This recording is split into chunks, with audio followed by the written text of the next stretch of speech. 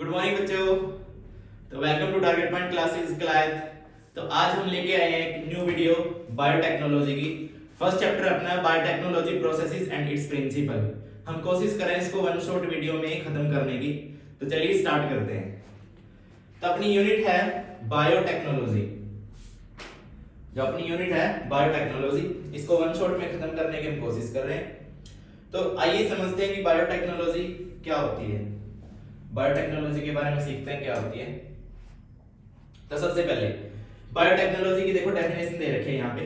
Biotechnology क्या होती है? बायोटेक्नोलॉजी ये एक टेक्निक है। ये एक टेक्निक होती है जिसमें हम क्या करते हैं, जो ऑर्गेनिजम्स हैं, जो लाइव ऑर्गेनिजम्स हैं, इनके जो जिंदा ऑर्गेनिज्म हैं या फिर उनके एंजाइम्स हैं, उनको क्या करते हैं हम, उनसे अपने प्रोडक्ट्स बनाने के लिए, इनके अपने डिजायरेबल प्रोडक्ट्स बनाने के लिए, या फिर वो प्रोडक्ट्स जो ह्यूमंस के लिए क्या है जरूरी हैं या फिर बेनिफिशियल हैं, वो बनाने के लिए हम बायोटेक्नोलॉजी का यूज करते हैं। तो बायोटेक्नोलॉजी अब देख रहे हैं हम एक्चुअल में अपने आप को क्या डिफाइन कर रही है। देखो जो हम वन शॉट वीडियो कर रहे हैं ना, उसमें पूरी कोशिश है हमारी कि जो अपनी एनसीईआरटी है ना वो पूरी कवर हो जाए लाइन टू लाइन। तो देखो सेकंड बोला गया अकॉर्डिंग टू ईएफपी बोलते हैं यूरोपियन फेडरेशन ऑफ बायोटेक्नोलॉजी। इसने क्या बोला था कि जो बायोटेक्नोलॉजी है ना वो क्या है, इंटीग्रेशन है नेचुरल साइंस का। नेचुरल साइंस का इंटीग्रेशन है एंड ऑर्गेनिजम्स, जिसके अंदर ऑर्गेनिजम्स, सेल्स और या फिर उनके पार्ट्स क्या करते हैं, उनका मोलिकुलर एनालॉगस। मोलिकुलर एनालॉगस को हम बोल सकते हैं मोलिकुलर एनालॉगस। यहां पे एक वर्ड लिखा है जो मोलिकुलर एनालॉगस। मोलिकुलर एनालॉगस का मतलब होता है जेनेटिक मटेरियल, या तो डीएनए या फिर आरएनए, इसका ये मतलब होता है यहाँ पे। तो इसने क्या बोला है, molecular analogous for products and services. हम क्या करें, ये ईएफपी क्या कर रहा है कि जो बायोटेक्नोलॉजी है वो इंटीग्रेशन है किसका, नेचुरल साइंस का, या फिर कोई ऑर्गेनिजम्स है उसके सेल्स हैं, उसके पार्ट्स हैं, या फिर उसका जो मोलिकुलर एनालॉगस है उससे हम क्या कर रहे हैं, डिजायरेबल प्रोडक्ट्स बना रहे हैं या फिर उसको हम यूज कर रहे हैं सर्विसेज प्रोवाइड करने के लिए। ये according to EFP, European Federation of Biotechnology ने ये डेफिनेशन दी थी। नेक्स्ट चलते हैं कि व्हाट इज बायोटेक्नोलॉजी। देखो स्क्रीन पे दिख भी रहा है कि बायोटेक्नोलॉजी है क्या। बायोटेक्नोलॉजी में हम किस किस चीज की स्टडी कर रहे हैं, फिर किस किस चीज के साथ डील कर रहे हैं। फर्स्ट है माइक्रोब्स हैं, माइक्रोब्स मेडिएटेड प्रोसेसेस, यानी कि वो प्रोसेसेस जिनको बनाने के लिए माइक्रोब्स का यूज कर रहे हैं, फर्स्ट वाली। Second in vitro fertilisation. In vitro fertilisation का मतलब क्या है कि फर्टिलाइजेशन करवाना आउटसाइड द बॉडी, जैसे कि टेस्ट ट्यूब बेबी है प्रोग्राम, ये करते हैं, इसमें भी हम बायोटेक्नोलॉजी का यूज कर रहे हैं। या फिर किसी प्रोडक्ट को बनाना हो किसी डिजायरेबल जीन का या फिर जीन ऑफ इंटरेस्ट का यूज करके, वो भी हम पढ़ेंगे आगे। या फिर जो डीएनए वैक्सीन है उसकी हमने क्या करनी है, प्रिपरेशन करनी है, फिर उसको बनाना हो। या फिर जो डिफेक्टिव जीन्स हैं जिनकी वजह से हमें कोई ना कोई डिजीज देखने को मिल रही है बार बार, उसको हम डिटेक्टिव करने के लिए या फिर उसको हम करेक्ट करने के लिए, उसका ट्रीटमेंट लाने के लिए हम बायोटेक्नोलॉजी का यूज कर सकते हैं। तो आइए कैसे करते हैं इसमें देखते हैं। उसके बाद है अब प्रिंसिपल्स क्या है बायोटेक्नोलॉजी के। देखो कोर टेक्निक्स दे रखी हैं, यानी कि जो बायोटेक्नोलॉजी है ना मतलब किस प्रिंसिपल पे बेस है। देखो क्या बोला हुआ, फर्स्ट बोला हुआ है जेनेटिक इंजीनियरिंग। जेनेटिक इंजीनियरिंग में क्या होता है, ये एक टेक्निक है बच्चों जिसमें हम क्या कर रहे हैं, जिसमें जो जेनेटिक मटेरियल है या तो वो डीएनए हो सकता है या फिर वो आरएनए हो सकता है, उसमें क्या करते हैं, उनको केमिकली अल्टर करते हैं, यानी कि उनको केमिकली चेंज कर देते हैं उनके, जैसे जो नाइट्रोजन स्पेस पेयर है फिर उनमें कुछ और चेंजेस कर देते हैं। क्या करने के लिए, उसको किसी होस्ट ऑर्गेनिज्म के अंदर इंट्रोड्यूस करने के लिए, ताकि जो उसका फिनोटाइप एंड उसकी फिजिकल अपीयरेंस है वो चेंज हो जाए। वो जेनेटिक इंजीनियरिंग है। इसमें देख लो क्या बोला हुआ है, जेनेटिक मटेरियल को हम चेंज कर देते हैं ताकि किसी होस्ट ऑर्गेनिज्म का जेनेटिक मटेरियल को चेंज करने से उसके अंदर क्या कोई फिजिकल अपीयरेंस उसका चेंज आए, यानी कि हमें डिजायरेबल प्रोडक्ट मिल सके। उसके बाद है बायो प्रोसेस इंजीनियरिंग। इसमें क्या करता है, जो स्टेराइल एम्बियंस है केमिकल इंजीनियरिंग के अंदर मेंटेनेंस, उसको मेंटेन कर रहे हैं। Sterile ambience of chemical engineering processes, यानी कि प्योरिटी को शो कर रहा है। किसके लिए, फॉर डिजायरेबल माइक्रोब्स या फिर eukaryotic cell in large quantities, अगर हमें लार्ज क्वांटिटीज के अंदर क्या करना है, यहाँ पे यूकैरियोटिक सेल या फिर डिजायरेबल जो माइक्रोब्स हैं उनका यूज करके कोई ना कोई एक प्रोडक्ट बनाना है, उसको हम यूज कर सकते हैं। जैसे कि उसको हम बोल रहे हैं bio process engineering. Large quantity के अंदर बना रहे हैं तो उसमें मैन्युफैक्चर कर सकते हैं, तो एंटीबायोटिक्स का या फिर किसी वैक्सीन्स का या फिर एंजाइम्स का। जैसे थोड़े दिन पहले या थोड़े दिन तो पहले क्या 2-4 साल की बात होगी, जैसे वैक्सीन बनाई गई थी कोरोना पे, है ना, तो उन वैक्सीन्स का यूज करके भी कहीं ना कहीं उसमें क्या कर रहे हैं, बायोटेक्नोलॉजी का यूज कर रहे हैं। वही चीज हम रिलेट कर पा रहे हैं या फिर रिलेट कर रहे हैं कि कैसे हम बायोटेक्नोलॉजी का यूज कर रहे हैं। नेक्स्ट चलते हैं कि बेसिक स्टेप्स क्या है अगर हमें जीएमओ बनाना है, यानी कि जेनेटिकली मॉडिफाइड ऑर्गेनिज्म बनाना है। इसको हम जीएमओ भी बोल सकते हैं, इसको हम जीएमओ भी बोल सकते हैं। देखो बेसिकली इसमें स्टेप्स दिए हुए हैं। फर्स्ट स्टेप है identification of DNA with desirable genes. ऐसा डीएनए आइडेंटिफाई करना है जिसके हमें जीन्स चाहिए। सेकंड वाला introduction of the identified DNA into host. अब होस्ट ऑर्गेनिज्म वो है जिसके अंदर हमने उन डीएनए को या फिर उन डिजायरेबल जीन को क्या करना है, इंसर्ट करना है, तो उसके अंदर इंट्रोडक्शन करना है, इसके अंदर डालना है। थर्ड वाला maintenance of introduced DNA in the host and transfer of the DNA to its progeny. अब हमने क्या किया, उन डिजायरेबल जीन्स को किसी होस्ट ऑर्गेनिज्म के अंदर डाला, फिर उस होस्ट ऑर्गेनिज्म से उसकी प्रोजेनी के अंदर क्या करना, ट्रांसफर करना। That is all about biotechnology. पढ़ते रहना बच्चे, सुनते रहना ध्यान से। उसके बाद है अब जो फर्स्ट हमने बोला था कि जो डीएनए को हम आइडेंटिफाई कर रहे हैं डिजायरेबल जीन्स के साथ, तो उसमें क्या कुछ प्रोसेसेस कर रहे हैं। एक सेकंड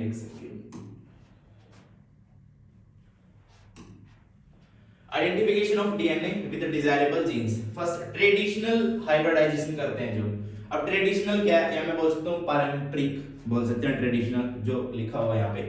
इसमें क्या कर रहे हैं, इस टेक्निक्स में इंक्लूजन या फिर multiplication of undesirable genes and desirable genes. Undesirable genes है उसको अलग निकाल दिया, डिजायरेबल जीन्स उसको अलग निकाल दिया। जो डिजायरेबल थे वो आपके प्रोजेनी में पास करवाए, अनडिजायरेबल का हमें कुछ करना ही नहीं है।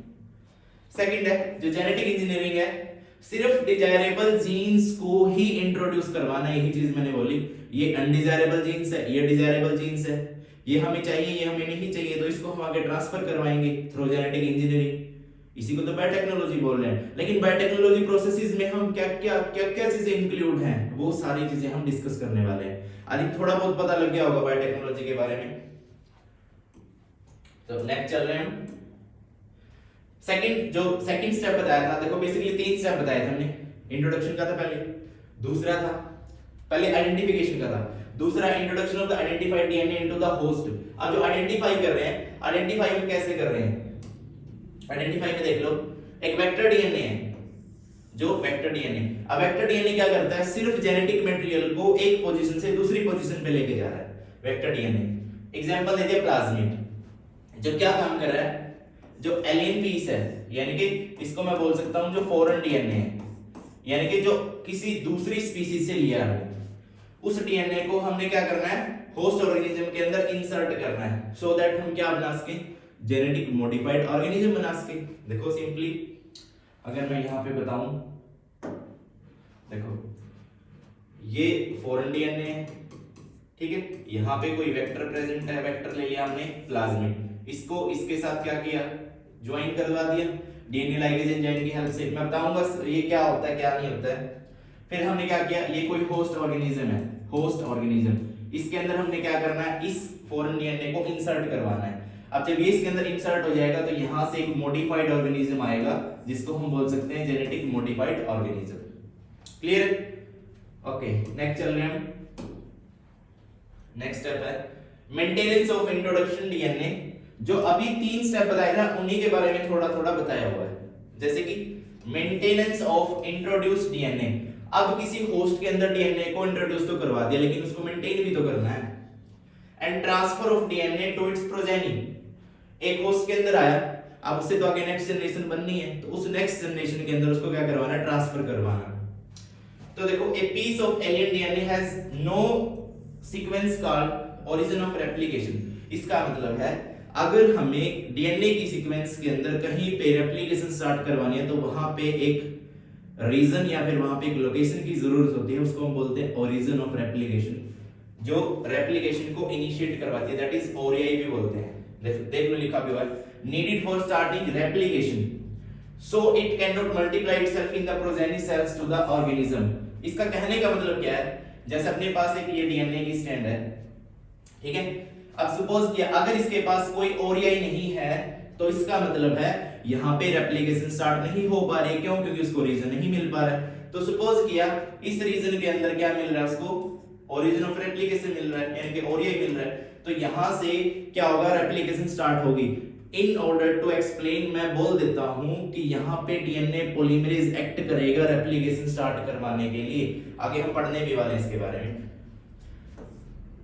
नेक्स्ट क्या होगा, जो एलियन डीएनए है वो क्या होगा, इंटीग्रेटेड हो जाएगा किसके अंदर, रेसिपिएंट जीनोम के अंदर, जिसके पास क्या है, ओरिजिन ऑफ रेप्लिकेशन है, और मल्टीप्लाई करेगा, multiply and inheritance along with host DNA, तभी तो वो मल्टीप्लाई करके एक होस्ट ऑर्गेनिज्म से एक जनरेशन से नेक्स्ट जनरेशन में जाएगा, ठीक है, ये चीज है। उसके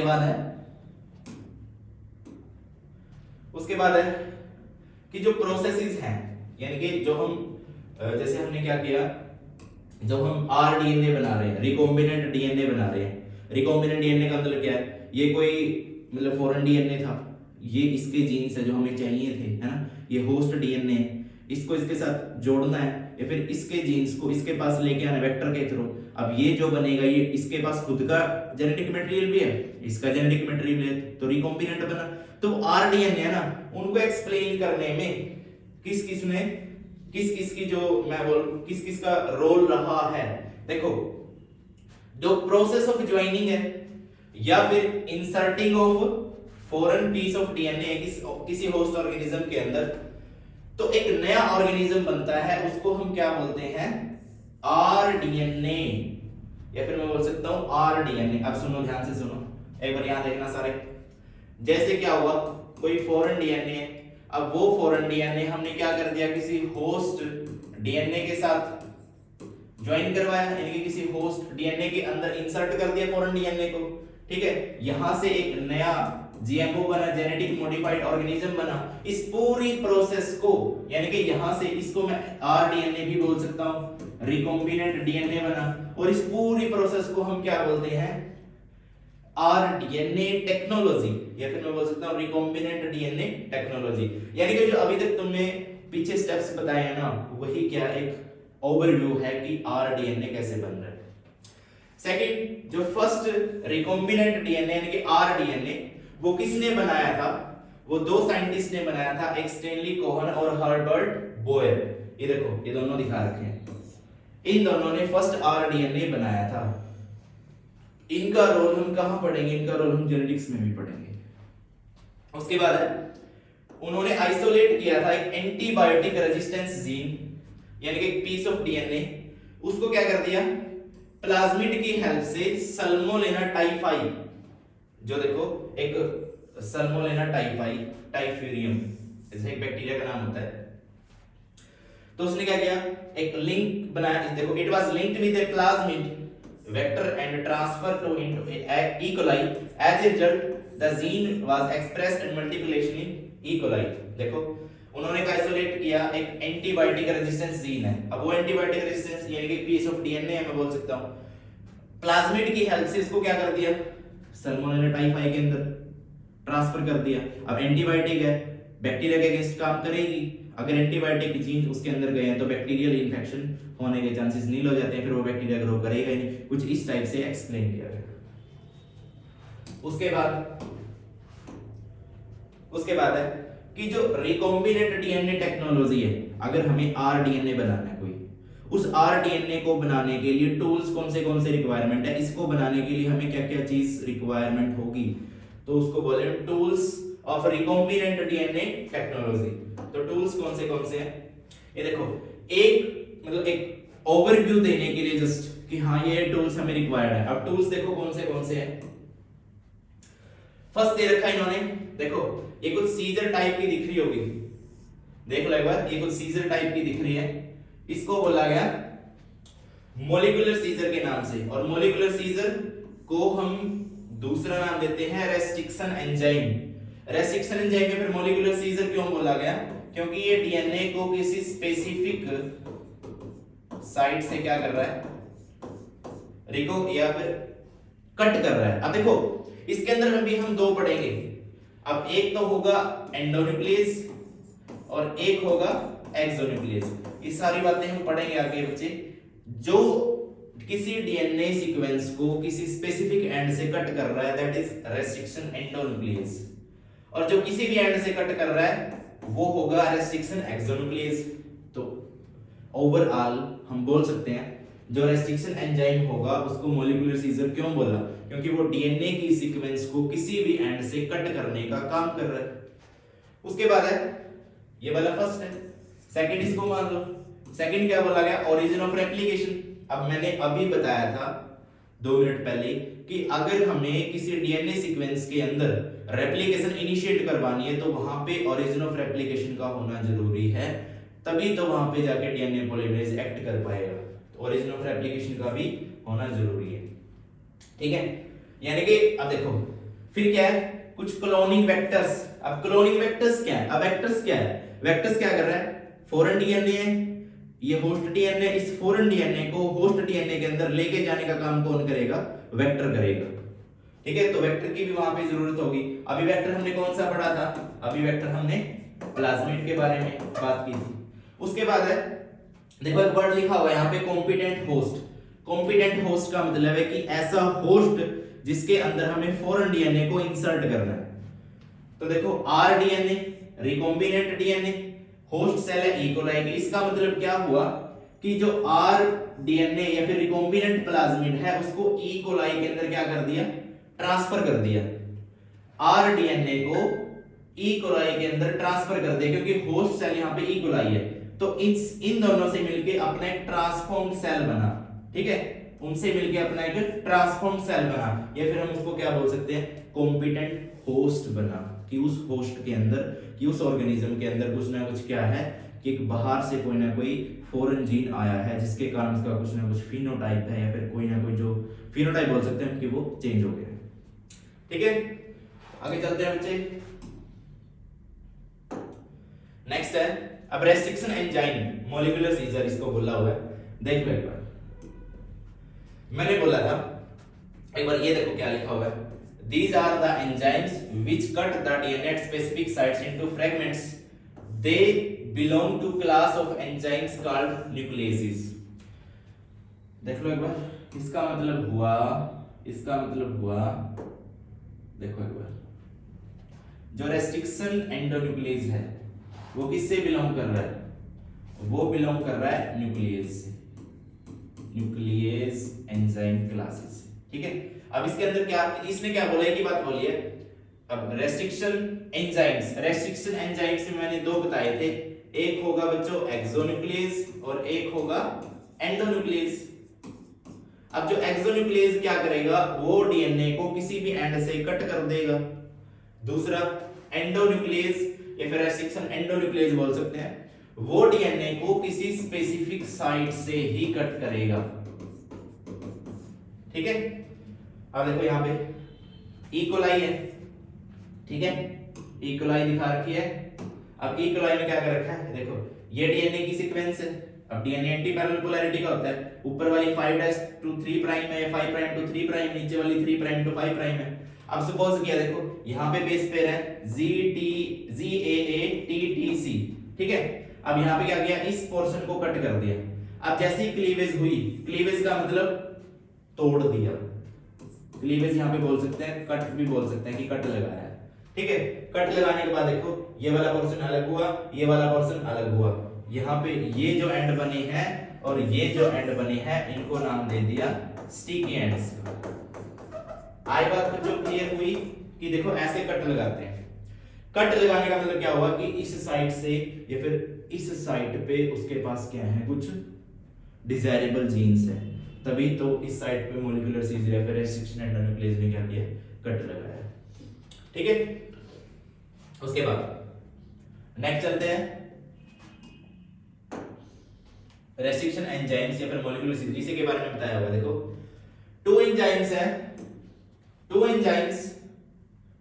एंजाइम्स हैं जो रिस्पॉन्सिबल है किसके लिए, रेस्ट्रिक्शन ग्रोथ ऑफ बैक्टीरियोफेज। अब बैक्टीरियोफेज क्या होता है, बैक्टीरिया का दुश्मन बोल सकते हैं, जो बैक्टीरिया को क्या करता है, किल करता है। और ये वायरस होता है, याद रखना, ये एक ऐसा वायरस जो बैक्टीरिया को क्या करता है, किल करता है। क्या कर दिया, दो एंजाइम्स है रिस्पॉन्सिबल है restriction growth of bacteriophage in E coli were isolated, उनको आइसोलेट कर लिया। एक एंजाइम है, उसके साथ क्या है, मिथाइल ग्रुप है, डीएनए का उसको अटैच कर दिया, और जो अदर है रेस्ट्रिक्शन एंडोन्यूक्लियस वो क्या करेगा, डीएनए को कट कर रहा है। तो देखो ये प्रोसेस वही है जो अभी पीछे बताई थी मैंने।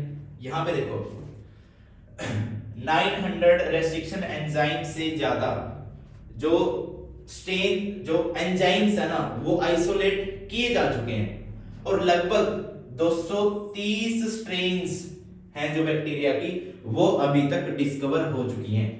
यानी कि 900 रेस्ट्रिक्शन एंजाइम्स अभी तक या फिर इससे ज्यादा अभी तक डिस्कवर हो चुके हैं, और 230 स्ट्रेन्स हैं बैक्टीरिया की वो भी क्या है, अभी तक डिस्कवर हो चुकी हैं। अब ये स्ट्रेन्स बता रहे हैं, स्ट्रेन्स का मतलब है, आगे हम बात करेंगे, जैसे हम पूरा ई कोलाई लिख रहे हैं, ई को R1 लिख रहे हैं, उसके अंदर क्या कौन जीनस बन रहा है, कौन स्ट्रेन बन रहा है, किस ऑर्डर से, किस ऑर्डर ऑफ स्ट्रेन से उसको आइडेंटिफाई किया गया। स्ट्रेन का मतलब ये है, आगे हम पढ़ने वाले हैं।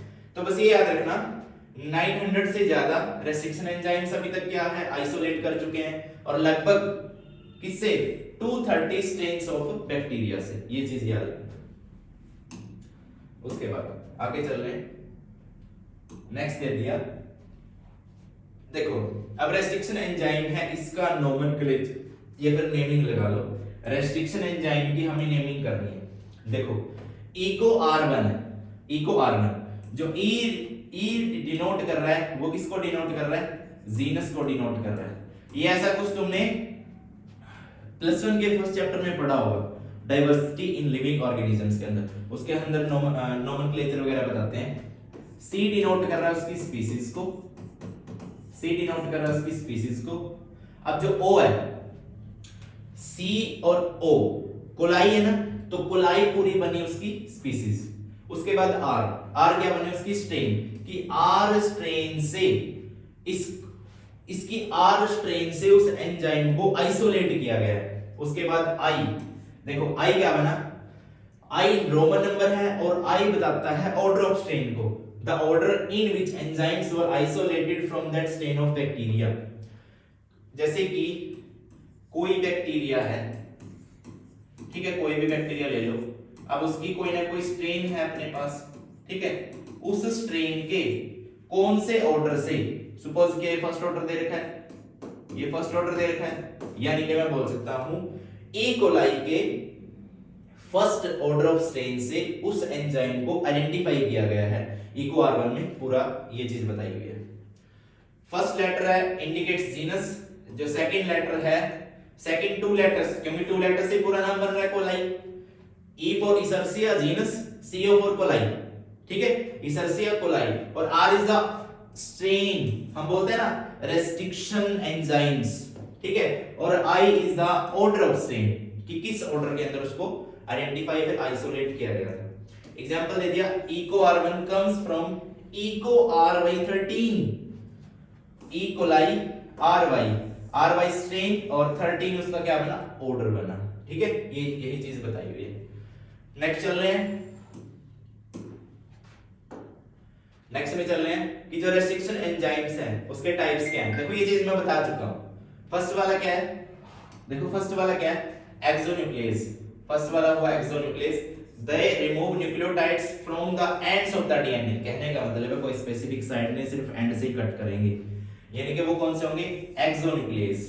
दूसरा एंडोन्यूक्लियस, एंडोन्यूक्लियस क्या करेंगे, they cut the specific positions within the DNA, किसी डीएनए की स्पेसिफिक पोजीशन को ही क्या करेंगे, कट करेंगे, कौन, एंडोन्यूक्लियस, ठीक है। अब वो क्या, they bind to specific recognition sequence of the DNA and cut the 2 strands at specific points. जैसे देखो यहां पे देखो ध्यान से, ये अपने पास वेक्टर डीएनए जो किसी फॉरेन जो ये देखो किसी फॉरेन डीएनए को क्या करेगा, होस्ट ऑर्गेनिज्म तक लेके जाएगा। ये वाला कौन सा है, फॉरेन डीएनए, ये वाला कौन सा है, वेक्टर डीएनए। जब दोनों कंबाइन होंगे, ठीक है, जब दोनों कंबाइन होंगे, कंबाइन होने से पहले देखो ये प्रोसेस किसके अंदर है, ई कोलाई के अंदर है। अब रेस्ट्रिक्शन एंजाइम इस पे काम करेंगे। अब सपोज क्या रेस्ट्रिक्शन एंडोन्यूक्लियस काम कर रहा है, इसको क्या कर दिया, इसको कट कर दिया यहां से, ठीक है, और इसको कट कर दिया यहां से, इसका ये पोर्शन, इसका ये पोर्शन आगे चला गया, यानी कि ये दोनों, यानी कि ये इस पे आ रहा है, ये इसके साथ कंबाइन हो रहा है। अब जो डीएनए फ्रेगमेंट्स है वो ज्वाइन हो जाएंगे, यानी कि देखो जब यहाँ पे रेस्ट्रिक्शन एंडोन्यूक्लियस आया, एक्सोन्यूक्लियस नहीं आया, रेस्ट्रिक्शन एंडोन्यूक्लियस ने यहाँ पे जो एंड स्टिकी एंड बनाए हैं, ठीक है, स्टिकी एंड बनाए हैं। अगर एक्सोन्यूक्लियस होता तो वहां पे ब्लंट एंड्स बनाता, तो स्टिकी एंड बनाया तो आपस में दोनों जुड़े हैं। अब जुड़े किसकी हेल्प से हैं, वो जोड़ने के लिए यहाँ पे एंजाइम होगा, उसको हम नाम देंगे डीएनए लाइगेज। डीएनए लाइगेज हम उसको नाम देंगे। तो जैसे वो ज्वाइन होंगे और यहाँ पे क्या बनेगा, एक फॉरेन डीएनए प्लस एक वेक्टर डीएनए, यानी कि नया ऑर्गेनिज्म बना, उसको बोला आरडीएनए, रिकॉम्बिनेंट डीएनए तुम्हारे सामने है, ठीक है। आगे चलते हैं बच्चों। उसके बाद है रेस्ट्रिक्शन एंजाइम्स। अब रेस्ट्रिक्शन एंजाइम्स कौन सा फर्स्ट रेस्ट्रिक्शन एंजाइम है जो आइसोलेट किया गया। देखो जैसे जब फर्स्ट रेस्ट्रिक्शन एंडोन्यूक्लियस है, याद रखना बच्चों ये क्वेश्चन आ सकते हैं, जो फर्स्ट रेस्ट्रिक्शन एंडोन्यूक्लियस है वो कौन सा है, हिंड 2 है, हिंड 2 है। अब बच्चों मेरे को एक बात बताना, तुम्हारे लिए क्वेश्चन हो गया यहां से कि हिंड 2 आया, हिंड 1 कहां गया, ठीक है। यहां पे क्वेश्चन बताना मेरे को, it cuts DNA by recognizing a specific sequence of 6 bases pairs, this is called recognition sequence। एक क्या कर रहा है, सीक्वेंस को पहले पढ़ रहा है, रिकॉग्नाइज कर रहा है। जैसे देखो रिकॉग्निशन साइट ऑफ हिंड 3, देखो ये सपोज किया, ये मान लिया ये ऊपर वाली डीएनए की स्ट्रैंड है जिसकी पोलैरिटी है 5 प्राइम टू 3 प्राइम, जो नीचे वाली है उसकी पोलैरिटी हुई 3 prime to 5 prime. Antiparallel polarity है ना, ऊपर वाली स्ट्रैंड के पास बेस पेयर कुछ ऐसे हैं, नीचे वाली स्ट्रैंड के पास बेस पेयर कुछ ऐसे हैं, ठीक है। अब क्या किया, रिकॉग्नाइज कर लिया, यहां पे लगा कट, ठीक है। या फिर देखो ये चीज बता रखी है यहाँ पे अलग अलग, ये साइट्स है ना सारी की सारी आगे पढ़ने वाले हैं।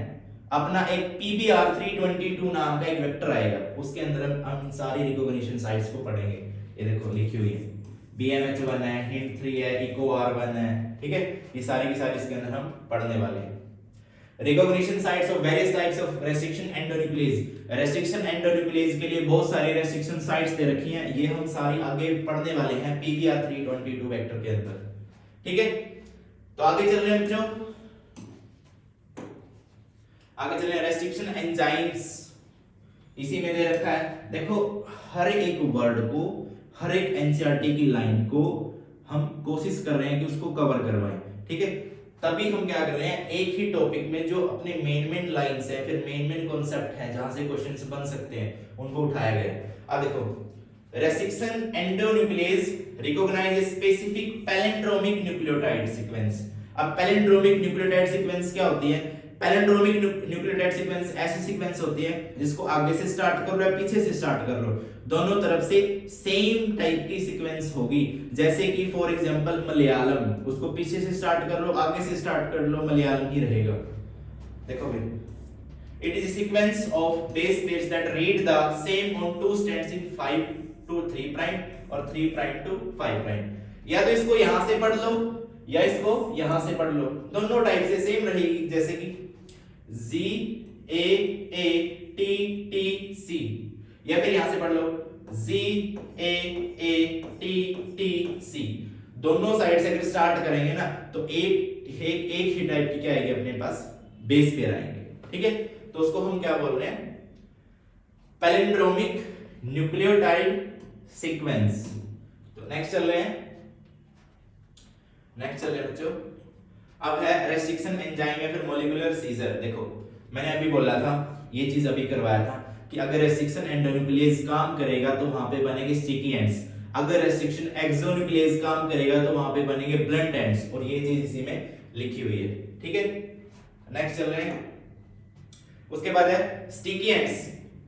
देखो एक चीज और बता रखी है इसने, यहाँ पे दो ध्यान, जो स्टिकी एंड्स है वो H बॉन्ड बनाते हैं या फिर हाइड्रोजन बॉन्ड बोल सकते हैं, किसके साथ, within their complementary. Complementary कौन है, जैसे मैं अपने पास टोटल कितने हैं, 4 नाइट्रोजनस बेस पेयर है, A T C G। अब A का कॉम्प्लीमेंट्री कौन है, T, और A डबल बॉन्ड बना रहा है T के साथ, हाइड्रोजन बॉन्ड बना रहा है, और G ट्रिपल बॉन्ड बना रहा है C के साथ, तो ये इनके कॉम्प्लीमेंट्री है। तो इसने इसलिए बोला हुआ है जो स्टिकी एंड्स हैं वो हाइड्रोजन बॉन्ड बनाएंगे within their complementary cut या फिर उसके काउंटर पार्ट्स, और जो इसी की स्टिकीनेस है वो फैसिलिटेट करती है। जो स्टिकीनेस है, जो स्टिकी एंड को जोड़ना है, वो जोड़ने के लिए वहां पे एक एंजाइम होगा, that is DNA ligase. DNA ligase की हेल्प से, देखो ये वेक्टर डीएनए है, ये फॉरेन डीएनए है, कुछ पोर्शन इसका कट कर दिया, कुछ पोर्शन इसका कट कर दिया, दोनों को मिला दिया, दोनों को आपस में मिला दिया। यहाँ पे देखो जो स्टिकी एंड्स बने थे कट करने के बाद, एक ये वाला एंड ये वाला, इन दोनों को मिलाया कौन से एंजाइम की हेल्प से, डीएनए लाइगेज एंजाइम की हेल्प से, जो इन दोनों को क्या कर रहा है, ज्वाइन करवा रहा है, सो दैट आर डीएनए या फिर रिकॉम्बिनेंट डीएनए बन सके। ठीक है, इसके अंदर यही बात लिखी हुई है। आगे चल रहे हैं, नेक्स्ट है कि जो स्टिकी एंड्स है या फिर एक यही प्रोसेस को दिखा दिया, देखो फॉरेन, यहां पे आ जाओ, फॉरेन डीएनए को एक वेक्टर के अंदर क्या कर दिया, इंसर्ट कर दिया, फॉरेन डीएनए को एक वेक्टर के अंदर इंसर्ट कर दिया, और यहाँ पे वेक्टर कौन है, प्लाज्मिड है। प्लाज्मिड क्या होता है, एक एक्स्ट्रा न्यूक्लियर क्रोमोसोमल डीएनए होता है, ठीक है, एक्स्ट्रा क्रोमोसोमल डीएनए बोल सकते हैं, जिसके पास रेप्लिकेट करने की एबिलिटी होती है। देखो सुनो, ये वाला बना प्लाज्मिड वेक्टर, ये वाला बना फॉरेन डीएनए, ये क्या करेगा, इस पहले इस फॉरेन डीएनए पे कौन एक्ट करेगा, रेस्ट्रिक्शन एंडोन्यूक्लियस, इनको क्या करेगा, कट कर देगा। फिर क्या करेगा, अब ये वाले कट इस वेक्टर के साथ ज्वाइन होने, ठीक है, अब ज्वाइन देखो यहाँ पे एंजाइम लिखा है लाइगेज, ये वाला इसके साथ ज्वाइन होगा डीएनए लाइगेज एंजाइम के साथ, ये जो कट बनाए थे ये इस वेक्टर के साथ ज्वाइन होंगे डीएनए लाइगेज एंजाइम के साथ। जब ये दोनों ज्वाइन हो जाएंगे तो यहाँ पे क्या बना है, रिकॉम्बिनेंट डीएनए मॉलिक्यूल बना, जिसको हमने बोला आर डीएनए बना। रिकॉम्बिनेंट क्यों बोला, अब फॉरेन डीएनए प्लस वेक्टर के पास भी तो खुद का अपना डीएनए है, यानी कि वेक्टर जो डीएनए है, जब दोनों आपस में मिले हैं तो वहां से एक ट्रांसफॉर्मेशन का मतलब क्या हुआ, सपोज कर लिया ये एक फर्स्ट जनरेशन है, F1 जनरेशन या फिर फर्स्ट जनरेशन लगा लो, फर्स्ट जनरेशन। अब एक जनरेशन से दूसरी जनरेशन में हम क्या कर रहे हैं, ट्रांसफर कर रहे हैं सेकंड जनरेशन के अंदर, ठीक है, यहाँ पे बना डीएनए उसको ट्रांसफॉर्मेशन कर दिया, जैसे ई कोलाई के अंदर कर दिया। अब ई कोलाई भी तो डिवाइड कर रही है ना, एक ई कोलाई से उसकी प्रोजेनी बन रही है आपकी, देखो क्लोनिक होस्ट ये बन गए दो, ठीक है। उसके बाद है बच्चों, उसके बाद है क्लोनिंग वेक्टर्स। अब क्लोनिंग वेक्टर्स की बात करें, क्लोनिंग वेक्टर्स कौन से बात कर सकते हैं, देखो भाई क्लोनिंग वेक्टर्स कौन से होते हैं, मैंने तो अभी बताया था कि क्लोनिंग वेक्टर क्या होता है, एक डीएनए मॉलिक्यूल है जो क्या कैरी कर रहा है, फॉरेन डीएनए को कैरी कर रहा है, ठीक है, किसके लिए, फॉरेन डीएनए को रेप्लिकेट किसके अंदर, होस्ट सेल के अंदर रेप्लिकेट करवाने के लिए। सीधी सी बात है, यहां पे एक फॉरेन डीएनए, इसको होस्ट ऑर्गेनिज्म के अंदर लेके जाना है, होस्ट ऑर्गेनिज्म के अंदर लेके जाना है, तो यहां से यहां तक लेके जाने का काम कौन करते हैं, वो वेक्टर्स करते हैं। बस इतना ध्यान रखना। वेक्टर्स कौन से पढ़ने हैं, एक प्लाज्मिड पढ़ना है, एक बैक्टीरियोफेज पढ़ना है। प्लाज्मिड तुम्हें दिखाई दे रहा है, ये देखो ये बैक्टीरियल सेल है, बैक्टीरियल सेल के अंदर एक्स्ट्रा क्रोमोसोमल कुछ मटेरियल पड़ा हुआ है, जिसको हमने क्या बोला है, प्लाज्मिड बोला है, ठीक है। दूसरा है बैक्टीरियोफेज। बैक्टीरियोफेज का स्ट्रक्चर ये रहा, बैक्टीरियोफेज मैंने बताया था, जो क्या करता है, एक ऐसा वायरस, ये क्या है, वायरस है, ये वायरस है, एक ऐसा वायरस जो क्या कर रहा है, बैक्टीरिया को किल कर रहा है, दैट किल्स बैक्टीरिया, जो बैक्टीरिया को क्या कर रहा है, किल कर रहा है, उसको हम बैक्टीरियोफेज बोल रहे हैं, और इसको हम वेक्टर की तरह यूज कर रहे हैं, ठीक है। नेक्स्ट चल रहे हैं हम, नेक्स्ट है बच्चों क्लोनिंग वेक्टर्स में प्लाज्मिड और बैक्टीरियोफेज इनके बारे में मैं बता चुका हूं, फिर पेपर देख लो। प्लाज्मिड क्या है? एक ऑटोनोमस रेप्लिकेटिंग, ऑटोनोमस का मतलब क्या होता है? ऑटोनोमस का मतलब होता है कि खुद के पास खुद का जेनेटिक मटेरियल प्लस खुद के राइबोसोम्स हो, यानी कि इसके पास खुद का क्या होता है? जेनेटिक मटेरियल होता है, डीएनए फिर आरएनए जो बोल लो। Autonomous replicating circular extra chromosomal DNA, ये देखो, ठीक है, एक्स्ट्रा क्रोमोसोमल डीएनए है। सेमी ऑटोनोमस या फिर ऑटोनोमस इसलिए बोला हुआ है खुद का। कुछ जो प्लाज्मिड्स हैं उनके पास सिर्फ 1 से 2 कॉपी होती है पर सेल, लेकिन जो कुछ होते हैं उनके पास 15 से 100 कॉपीज, यानी कि 15 to 100 कॉपीज हो सकती हैं एक सेल के अंदर। अब जो बैक्टीरियोफेज है वो क्या है? हाई नंबर होते हैं, एक सेल के अंदर बहुत मतलब काफी मात्रा में या फिर काफी नंबर्स के अंदर मिलता है बैक्टीरियोफेज। इसके पास क्या है? Very high copy of numbers their genome within the bacteria cell. बाकी जो होते हैं मैं बता चुका हूं, ठीक है। नेक्स्ट चल रहे हैं। नेक्स्ट है when the cloning vectors are multiplied in the host, the linked piece of DNA is also multiplied to the numbers equal to the copy number of। सीधी सी बात है। वेक्टर डीएनए या फिर मैं बोलूं एक फॉरेन डीएनए को host DNA के पास कौन लेके जाएगा? वेक्टर। जितनी बार रेप्लिकेशन होगी उतनी बार जो डीएनए है ना, जो जेनेटिक मटेरियल है उसकी भी क्या होगी? रेप्लिकेशन होगी। चीज लिखा हुआ है देखो, when the cloning vector, एक सेकंड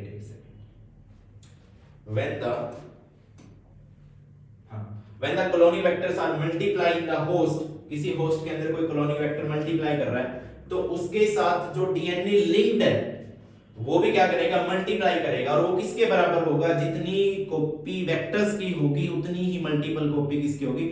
उस डीएनए की होगी जो उसके साथ लिंक्ड है। ये चीज बोल रही है।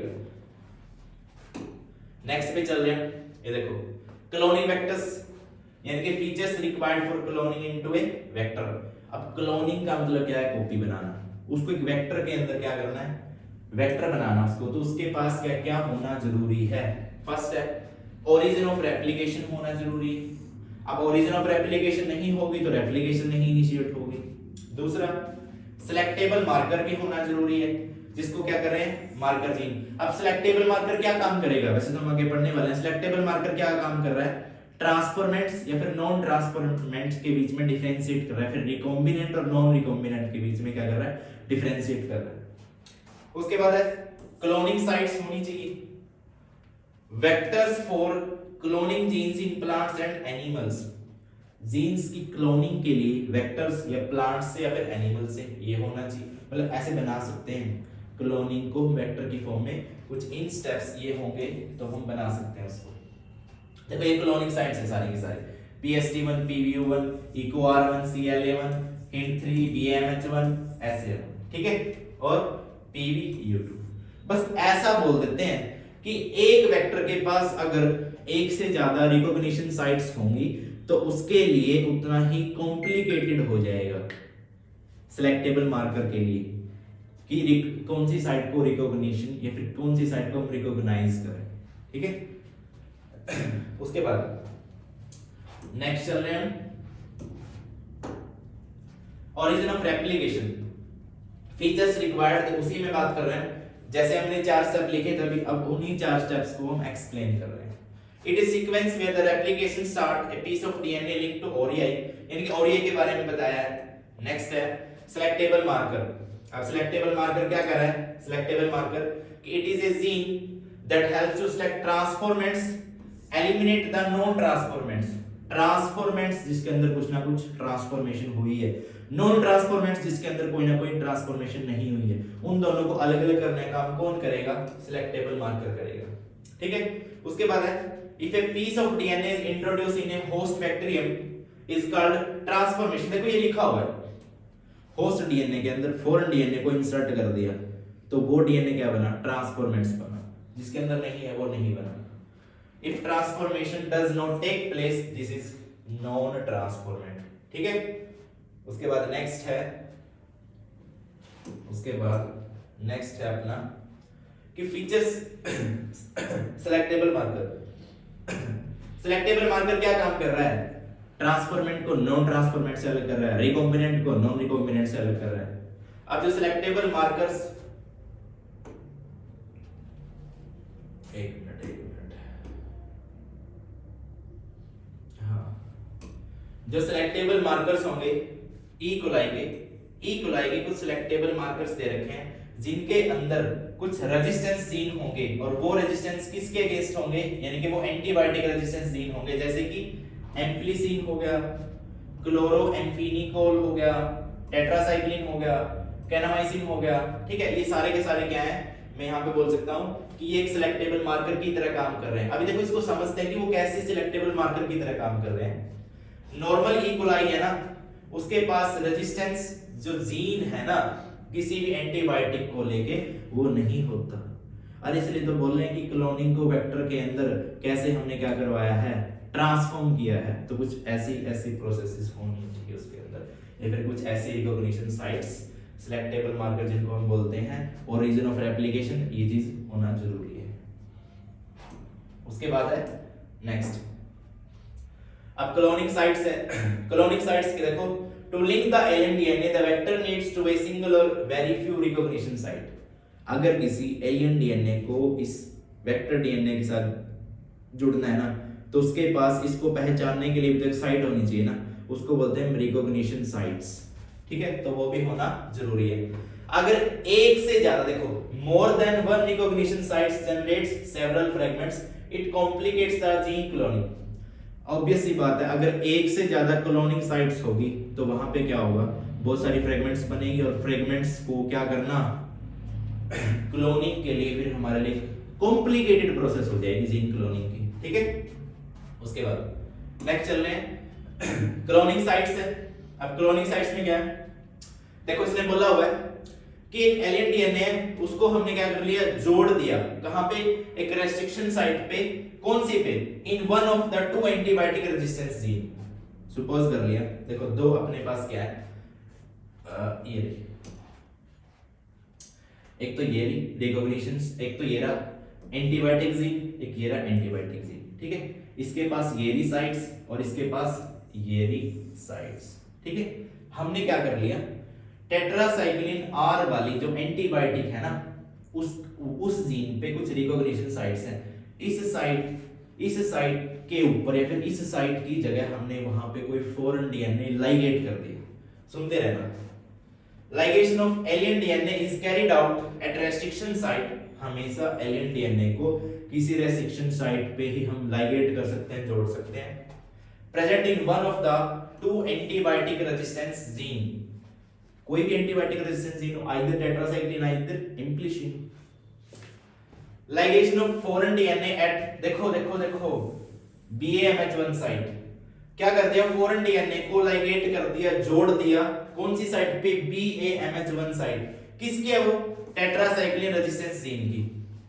ये एक वेक्टर है, ये टेट्रासाइक्लिन रेजिस्टेंस जीन है, इसके पास एक साइट ये, एक साइट ये, इस साइट पे हमने क्या कर दिया, एक फॉरेन डीएनए को क्या कर दिया, इंसर्ट कर दिया, फॉरेन डीएनए को इंसर्ट कर दिया। ठीक है, इस साइट पे, तो फिर क्या हुआ, recombinant plasmid is formed if ligation does not occur, it is called non recombinant plasmid.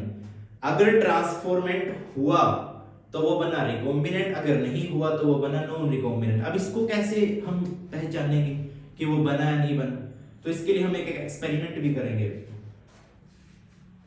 तो नेक्स्ट चल रहे हैं क्लोनिंग साइट्स।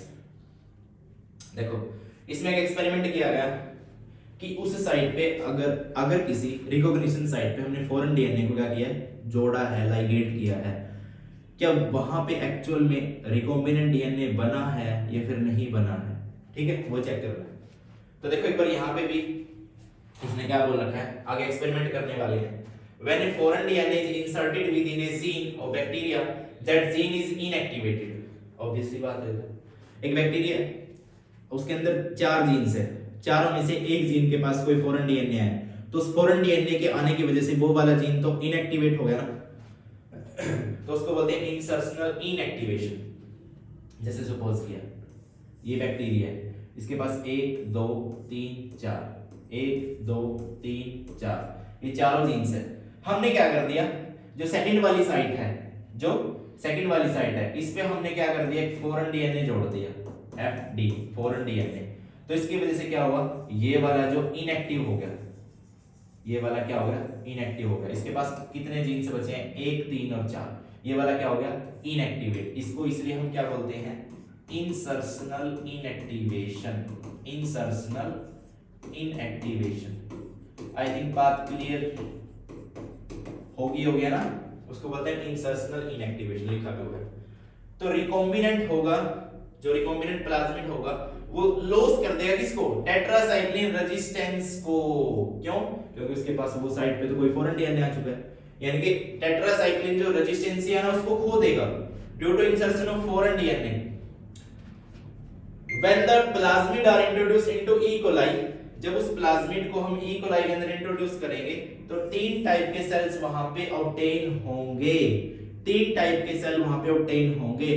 3 टाइप के कौन से, एक तो होगा नॉन रिकॉम्बिनेंट, एक ऐसा जिसके पास एम्प्लीसिन है, एक ऐसा जिसके पास एम्प्लीसिन भी है, टेट्रासाइक्लिन भी है। जो मैंने दूसरे वाला बोला कि जिसके पास एम्प्लीसिन है, क्योंकि उसके टेट्रासाइक्लिन पे तो हमने फॉरेन डीएनए जोड़ दिया। ठीक है, यहां पे 3 पॉसिबिलिटीज बन रही है, देखना आगे आ जाओ, देखो फिर, यानी कि ये वो एक्सपेरिमेंट बोल सकते हैं या फिर वो टेस्ट बोल सकते हैं, जो क्या बता रहा है कि जो टेट्रासाइक्लिन के पास रिकॉग्निशन साइट थी, जब उस पे हमने फॉरेन डीएनए को जोड़ा था, वहां पे कोई रिकॉम्बिनेंट बना था या फिर नहीं बना था। अब सुन लो ध्यान से, पहले बार इसको देखो फिर इसको समझाता हूं मैं अच्छे से। जो नॉन ट्रांसफॉर्मेंट होगा, यानी कि जिसके अंदर क्या है, कोई प्लाज्मिड नहीं है ना, दे हैव नो प्लाज्मिड, उसके पास कोई प्लाज्मिड नहीं है, they are not resistant to either tetracycline और एम्प्लीसिन। अरे सीधी सी बात है, जो नॉन ट्रांसफॉर्मेंट होगा ना तो उसके टेट्रासाइक्लिन वाले जीन पे कोई फर्क पड़ेगा, ना उसके एम्प्लीसिन जीन पे कोई फर्क पड़ेगा। उसके बाद ट्रांसफॉर्मेंट्स होगा विद नॉन रिकॉम्बिनेंट प्लाज्मिड, वो ट्रांसफॉर्मेंट जिसके पास प्लाज्मिड तो है लेकिन नॉन रिकॉम्बिनेंट है। उसके पास सिर्फ कौन सा, देखो उसके पास दोनों टाइप के जीन्स होंगे, आइदर टेट्रासाइक्लिन और एम्प्लीसिन, क्योंकि उसके पास तो जो प्लाज्मिड है वो नॉन रिकॉम्बिनेंट है ना, यानी कि उसके प्लाज्मिड के साथ कोई फॉरेन डीएनए नहीं जुड़ा, सीधी सी बात है।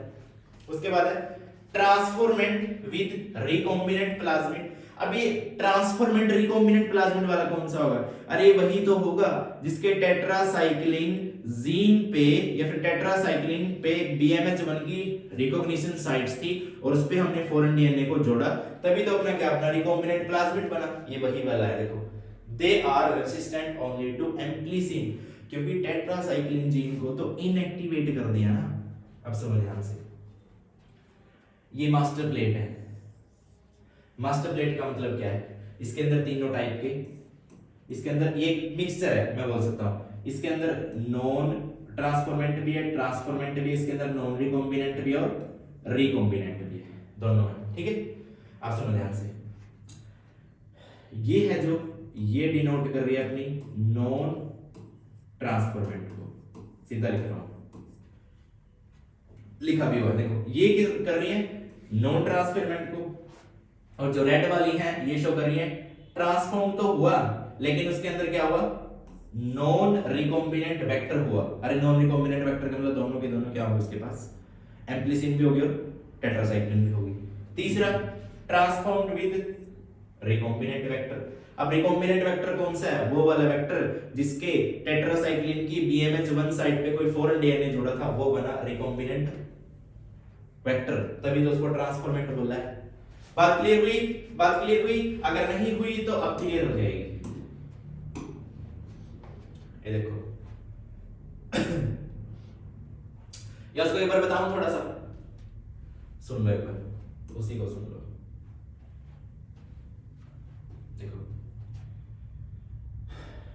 मान लिया एक मिक्सर ये है, एक मिक्सर ये है, एक मिक्सर ये है, ठीक है। अब यहां पे हमने देखा ये वाला जो मिक्सर है इसके पास क्या है, इसके पास मैं बोल सकता हूं ये है ट्रांसफॉर्मेंट,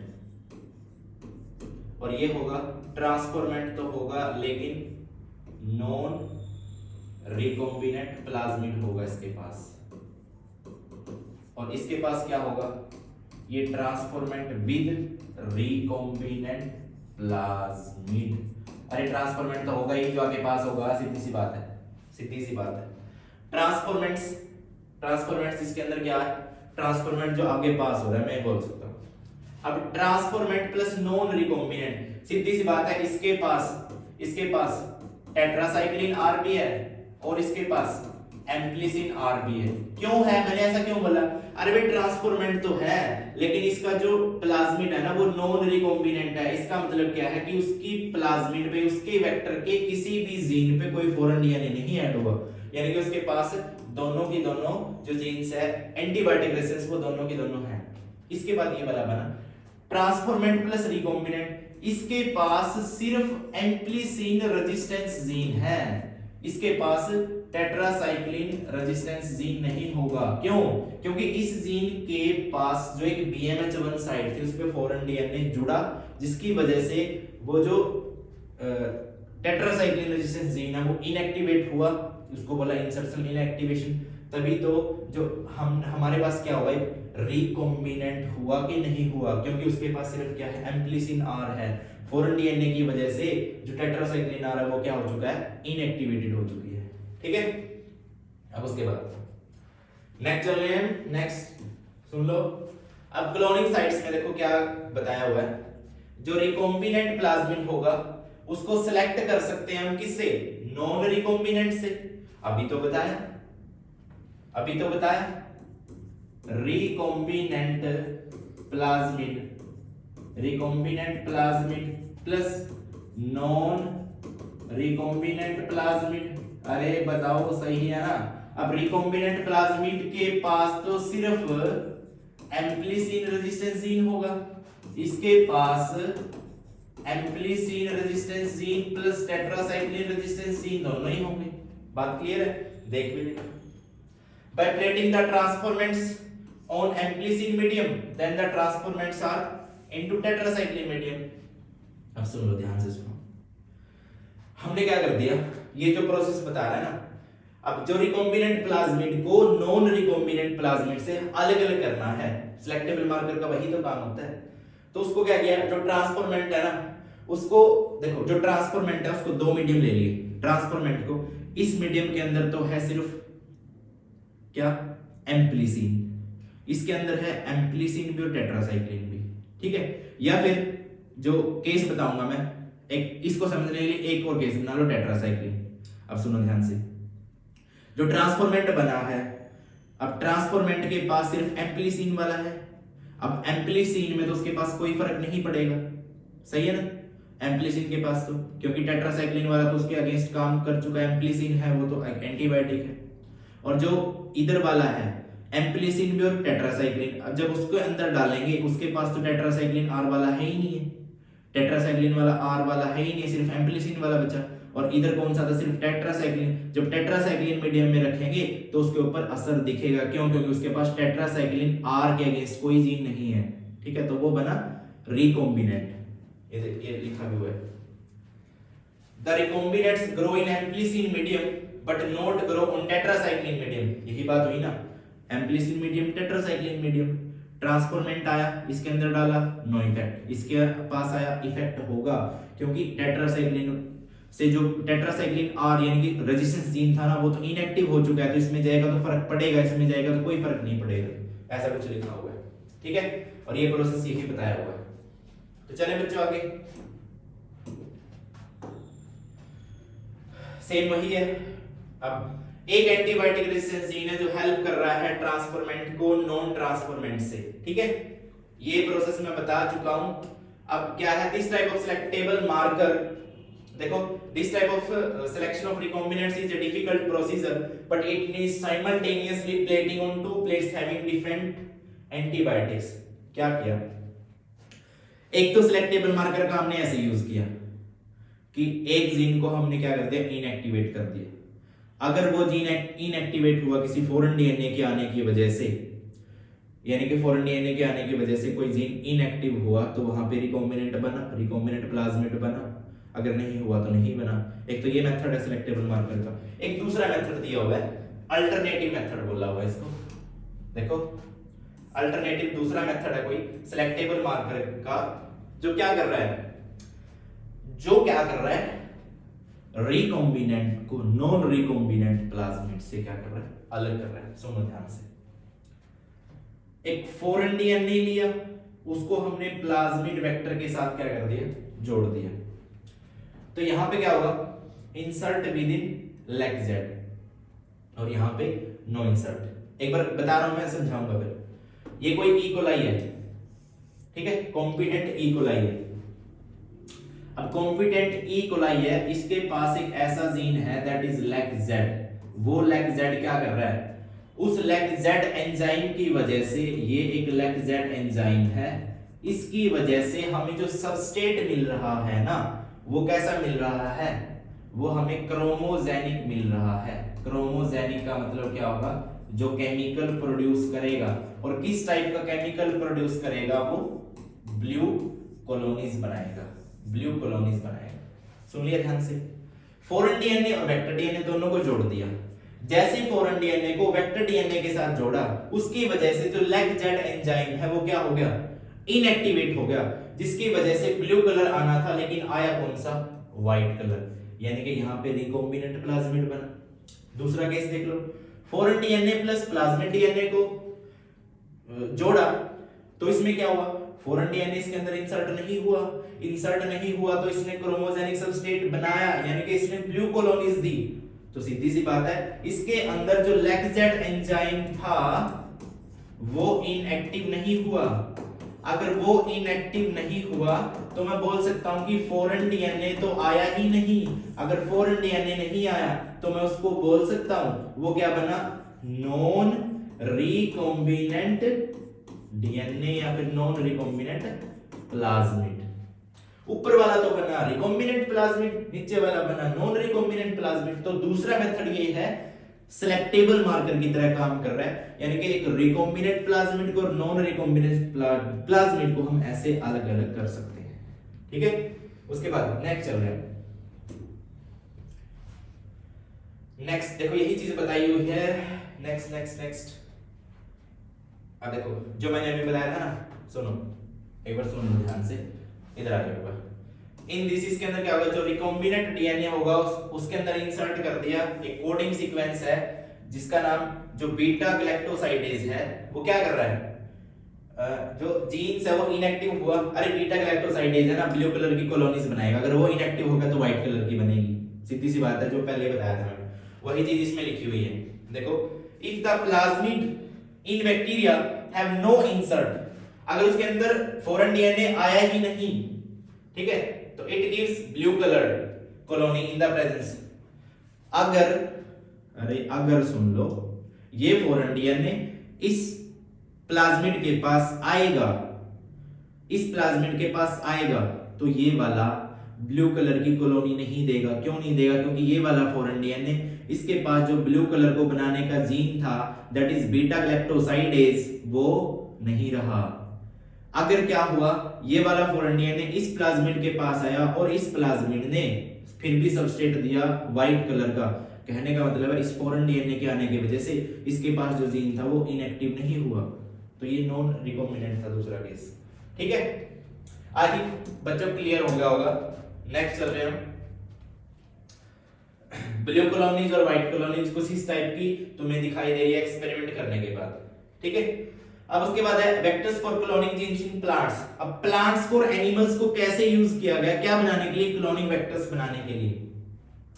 तो इसमें देखो क्या है, जो जेनेटिक टूल्स हैं कुछ पैथोजेंस के लिए ट्रांसफॉर्म किए गए किसी यूजफुल वेक्टर के अंदर, जैसे कि यूजफुल वेक्टर के अंदर कि ऐसा प्लांट के अंदर, एनिमल के अंदर ऐसा क्या देखा गया कि जो क्या करवा रहा है, जो 4n डीएनए या फिर जो 4n जीन्स उनको ट्रांसफर करवा सकता है होस्ट ऑर्गेनिज्म के अंदर।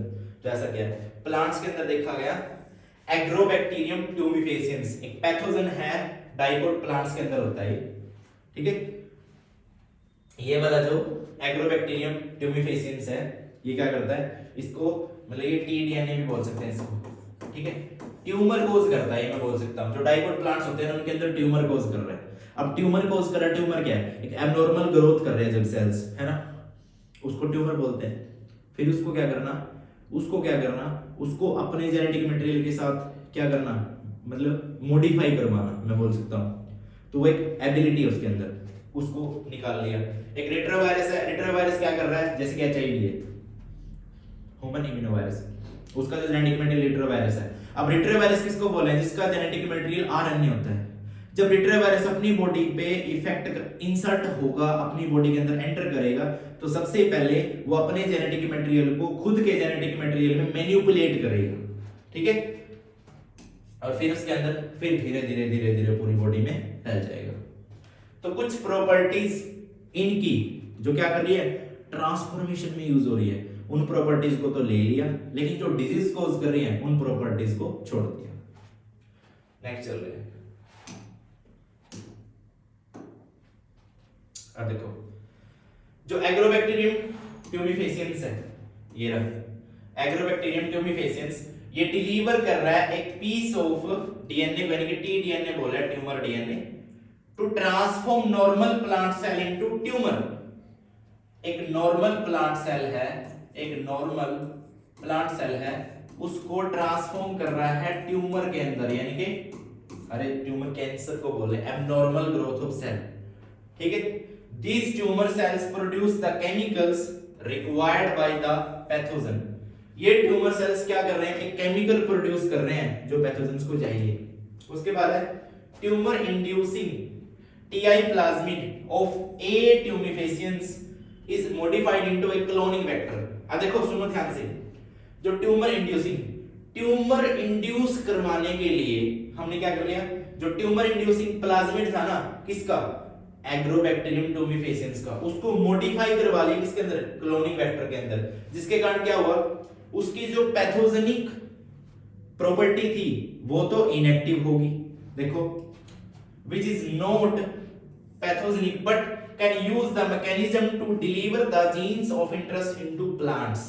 लेकिन प्लांट्स के अंदर जीन ऑफ इंटरेस्ट को ट्रांसफर करवाने के लिए तो यूजफुल किया गया, लेकिन जो जिसकी वजह से वो डिजीज कोज कर रहा था उसको क्या कर दिया, इनएक्टिवेट, ठीक है। ऐसे हमने प्लांट्स के अंदर एग्रोबैक्टीरियम ट्यूमिफेसियंस को क्या किया, क्लोनिंग वेक्टर में यूज किया।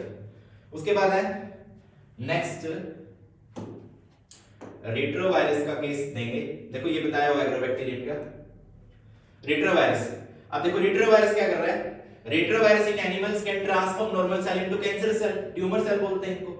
सो they are used to deliver desirable genes into animal cell. इसकी भी उस प्रॉपर्टी को यूज कर लिया जिस प्रॉपर्टी के साथ वो क्या कर रहा था, एक नॉर्मल सेल को किस में कन्वर्ट कर रहा था, अब कुछ ना कुछ तो ट्रांसफर कर ही रहा है ना, उस प्रॉपर्टी को हमने यूज कर लिया क्लोनिंग वेक्टर बनाने के लिए, ठीक है। नेक्स्ट चल रहे हैं। अब कॉम्पिटेंट होस्ट।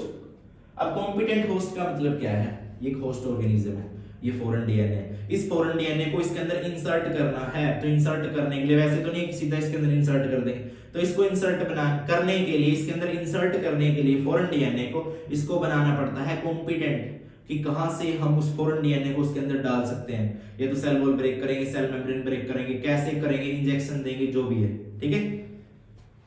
तो देखो ये बताया हुआ उसने,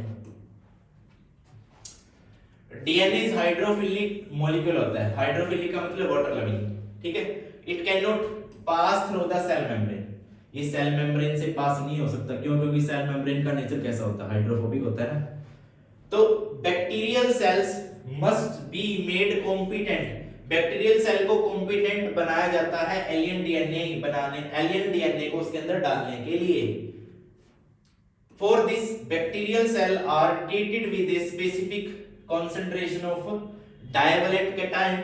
So DNA enters the bacterium through pores in the cell wall. सुनो ध्यान से, यहाँ पे सुनो, यहाँ पे सुनो। इसको, इस मेथड को हम नाम देते हैं heat and shock method, heat and shock method. सुन लो एक बार। देखो ये एक बैक्टीरियल सेल है, अब बैक्टीरियल सेल है, अब इसकी सेल वॉल किससे बनी हुई है, पेप्टिडोग्लाइकन से, ये चीज नोट कर लेना, पेप्टिडोग्लाइकन से। एक तो ये समझ लो, फिर एक दूसरा और करेंगे। बैक्टीरियल सेल है, नॉन ट्रांसफॉर्म बैक्टीरिया है, ठीक है। इसका हमने प्लाज्मिड लिया, उसको ट्रीट करवा दिया कैल्शियम क्लोराइड के साथ, ठीक है, जिसके कारण क्या हुआ, सेल है वो कॉम्पिटेंट हुआ। अब सेल कॉम्पिटेंट बनाने के लिए हमने यहाँ पे हीट शॉक मेथड का यूज किया 42 डिग्री सेल्सियस पे। हीट शॉक मेथड में क्या होता है, पहले सेल को ना हम क्या करेंगे, दो टाइप का सॉल्यूशन रख लेंगे, गर्म ठंडा, गर्म ठंडा। पहले सेल को गर्म में डालेंगे 42 डिग्री सेल्सियस पे, फिर इसको ठंडे में, फिर गर्म में, फिर ठंडे में, फिर गर्म में, फिर ठंडे में। कुछ ऐसा हीट शॉक मेथड होता है, जिसके कारण क्या होता है, जो सेल वॉल के पोर्स होते हैं ना वो ओपन हो जाते हैं, और जिसके थ्रू क्या है, जो जेनेटिक मटेरियल या फिर जो प्लाज्मिड है ना वो इजीली क्या हो गया, इंसर्ट हो गया इसके अंदर। ठीक है, तो ये भी एक सेल को कॉम्पिटेंट बनाने का एक मेथड है।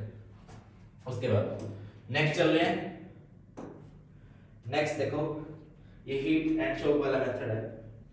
देखो पैक ऑन आइस, आइस का मतलब कोल्ड वाटर बोल सकते हैं ना, वही चीज होगी। तो एक बार देख लेना, मतलब ये मैं करवा चुका हूं, जो तुम्हें बताया वही लिखा हुआ है। और जो दूसरा मेथड है अपना, दूसरा मेथड होगा माइक्रो इंजेक्शन का। हम डायरेक्ट इंजेक्ट कर देते हैं फॉरेन डीएनए को किसी होस्ट के अंदर। सुनो ये देखो, सुनो ये होस्ट सेल है, ये होस्ट सेल का न्यूक्लियस है, ये साइटोप्लाज्म है। हमने क्या लिया, इस इंजेक्शन के अंदर क्या है, फॉरेन डीएनए है। इस इंजेक्शन को डायरेक्ट होस्ट सेल के न्यूक्लियस के अंदर इंसर्ट करवा दिया गया, उस प्रोसेस को बोलते हैं माइक्रो इंजेक्शन। तो recombinant DNA is directly injected into nucleus of an animal cell, जैसा कि तुम्हें दिखाया हुआ है। ठीक है, माइक्रो इंजेक्शन बोला गया इसको, है ना। तो उसके बाद है बायोलिस्टिक और जीन गन मेथड। बायोलिस्टिक और जीन गन मेथड में क्या होता है, इसमें क्या करते हैं, हाई वेलोसिटी के साथ जो अपना फॉरेन डीएनए ना उसके ऊपर कवरिंग करके टंगस्टन की या फिर गोल्ड की, फिर उसको क्या करते हैं, इंसर्ट करवा देते हैं। ठीक है ना, बायोलिस्टिक या फिर जीन गन। जो सेल्स हैं are bombard with high velocity micro particles of gold और tungsten coated with the DNA for plants. यानी कि जो टंगस्टन और गोल्ड है ना उसके डीएनए, उसके साथ क्या कर रहे हैं, डीएनए की कोटिंग करके और हाई वेलोसिटी के साथ बॉम्बार्डमेंट करवा देते हैं, जिसके कारण क्या है, डीएनए जो फॉरेन डीएनए है वो होस्ट सेल के अंदर चला जाता है, इंसर्ट हो जाता है। ठीक है, उसके बाद है disarmed pathogen vectors when it infect the cell. जब ये सेल को इन्फेक्ट कर रहे हैं तो ट्रांसफर कर देते हैं हम रिकॉम्बिनेंट डीएनए को होस्ट के अंदर। ठीक है, डिसआर्म्ड पैथोजन वेक्टर्स। देखो ये चीज क्या है, डिसआर्म्ड कौन से हैं, जो हमें क्या कर रहे हैं, हमें कोई डिजीज कॉज नहीं कर रहे हैं, उन पैथोजेंस को हम वेक्टर्स की तरह यूज कर सकते हैं। वो क्या करेंगे, it infect the cell, transfer recombinant DNA into host. Recombinant DNA को किसमें क्या कर दिया, होस्ट के अंदर क्या कर दिया, ट्रांसफर कर दिया डिसआर्म्ड पैथोजन वेक्टर्स के थ्रू। ठीक है, जो बताया हुआ है। अब उसके बाद है processes of recombinant DNA technology, ये पढ़ते हैं हम। देखो जो हमने जो अभी तक प्रोसेसेस पढ़ी है ना उसको क्या कर लिया, एक ओवरव्यू यहाँ पे दे दिया हुआ है। सुनो देखो, फर्स्ट है आइसोलेशन ऑफ जेनेटिक मटेरियल। सबसे पहले जेनेटिक मटेरियल को हमने आइडेंटिफाई किया, आइसोलेट किया। दूसरा cutting of DNA at specific location, जहां पे हमने रेस्ट्रिक्शन एंडोन्यूक्लियस का यूज किया। थर्ड वाला amplification of gene of interest using PCR. हम पीसीआर का यूज करके क्या कर रहे हैं, एम्प्लीफिकेशन कर रहे हैं। एम्प्लीफिकेशन में हम करेंगे कि मल्टीपल या फिर बिलियंस ऑफ कॉपी बनाना, किसकी, डीएनए की, पीसीआर का यूज करके। फोर्थ है insertion of recombinant DNA into host cell. Host cell के अंदर क्या करना, रिकॉम्बिनेंट डीएनए को इंसर्ट करवाना। Obtaining the foreign gene product. और उसके बाद लास्ट है डाउन स्ट्रीमिंग प्रोसेसेस। हम क्या कर रहे हैं इसमें, बायोरिएक्टर्स वगैरह यूज कर रहे हैं। ठीक है, डाउन स्ट्रीमिंग प्रोसेसेस। तो चल रहे हैं नेक्स्ट पे। देखो isolation of the genetic material, genetic material को आइसोलेट किया। अब देखो तीन यहाँ पे एंजाइम दे दिए। फर्स्ट है ट्रीट बैक्टीरियल सेल या प्लांट सेल और एनिमल सेल टिश्यू। अगर देखो लाइसोजाइम है, लाइसोजाइम एक एंटीबैक्टीरियल एंजाइम होता है जो बैक्टीरियल सेल वॉल को तोड़ देता है। ठीक है, बैक्टीरिया की सेल वॉल को। प्लांट्स की सेल वॉल को तोड़ने के लिए सेलुलोज एंजाइम होगा, और फंगस की सेल वॉल को तोड़ने के लिए काइटिनेज एंजाइम होगा। उनको तोड़ दिया सेल ब्रेक होगा, वहां से डीएनए निकाला, और उसको अदर मैक्रोमोलिक्यूल जो आरएनए और प्रोटीन है ना, पॉलीसेकेराइड, वो बचे अलग, ठीक है, उनको खत्म करना है। कैसे, देखो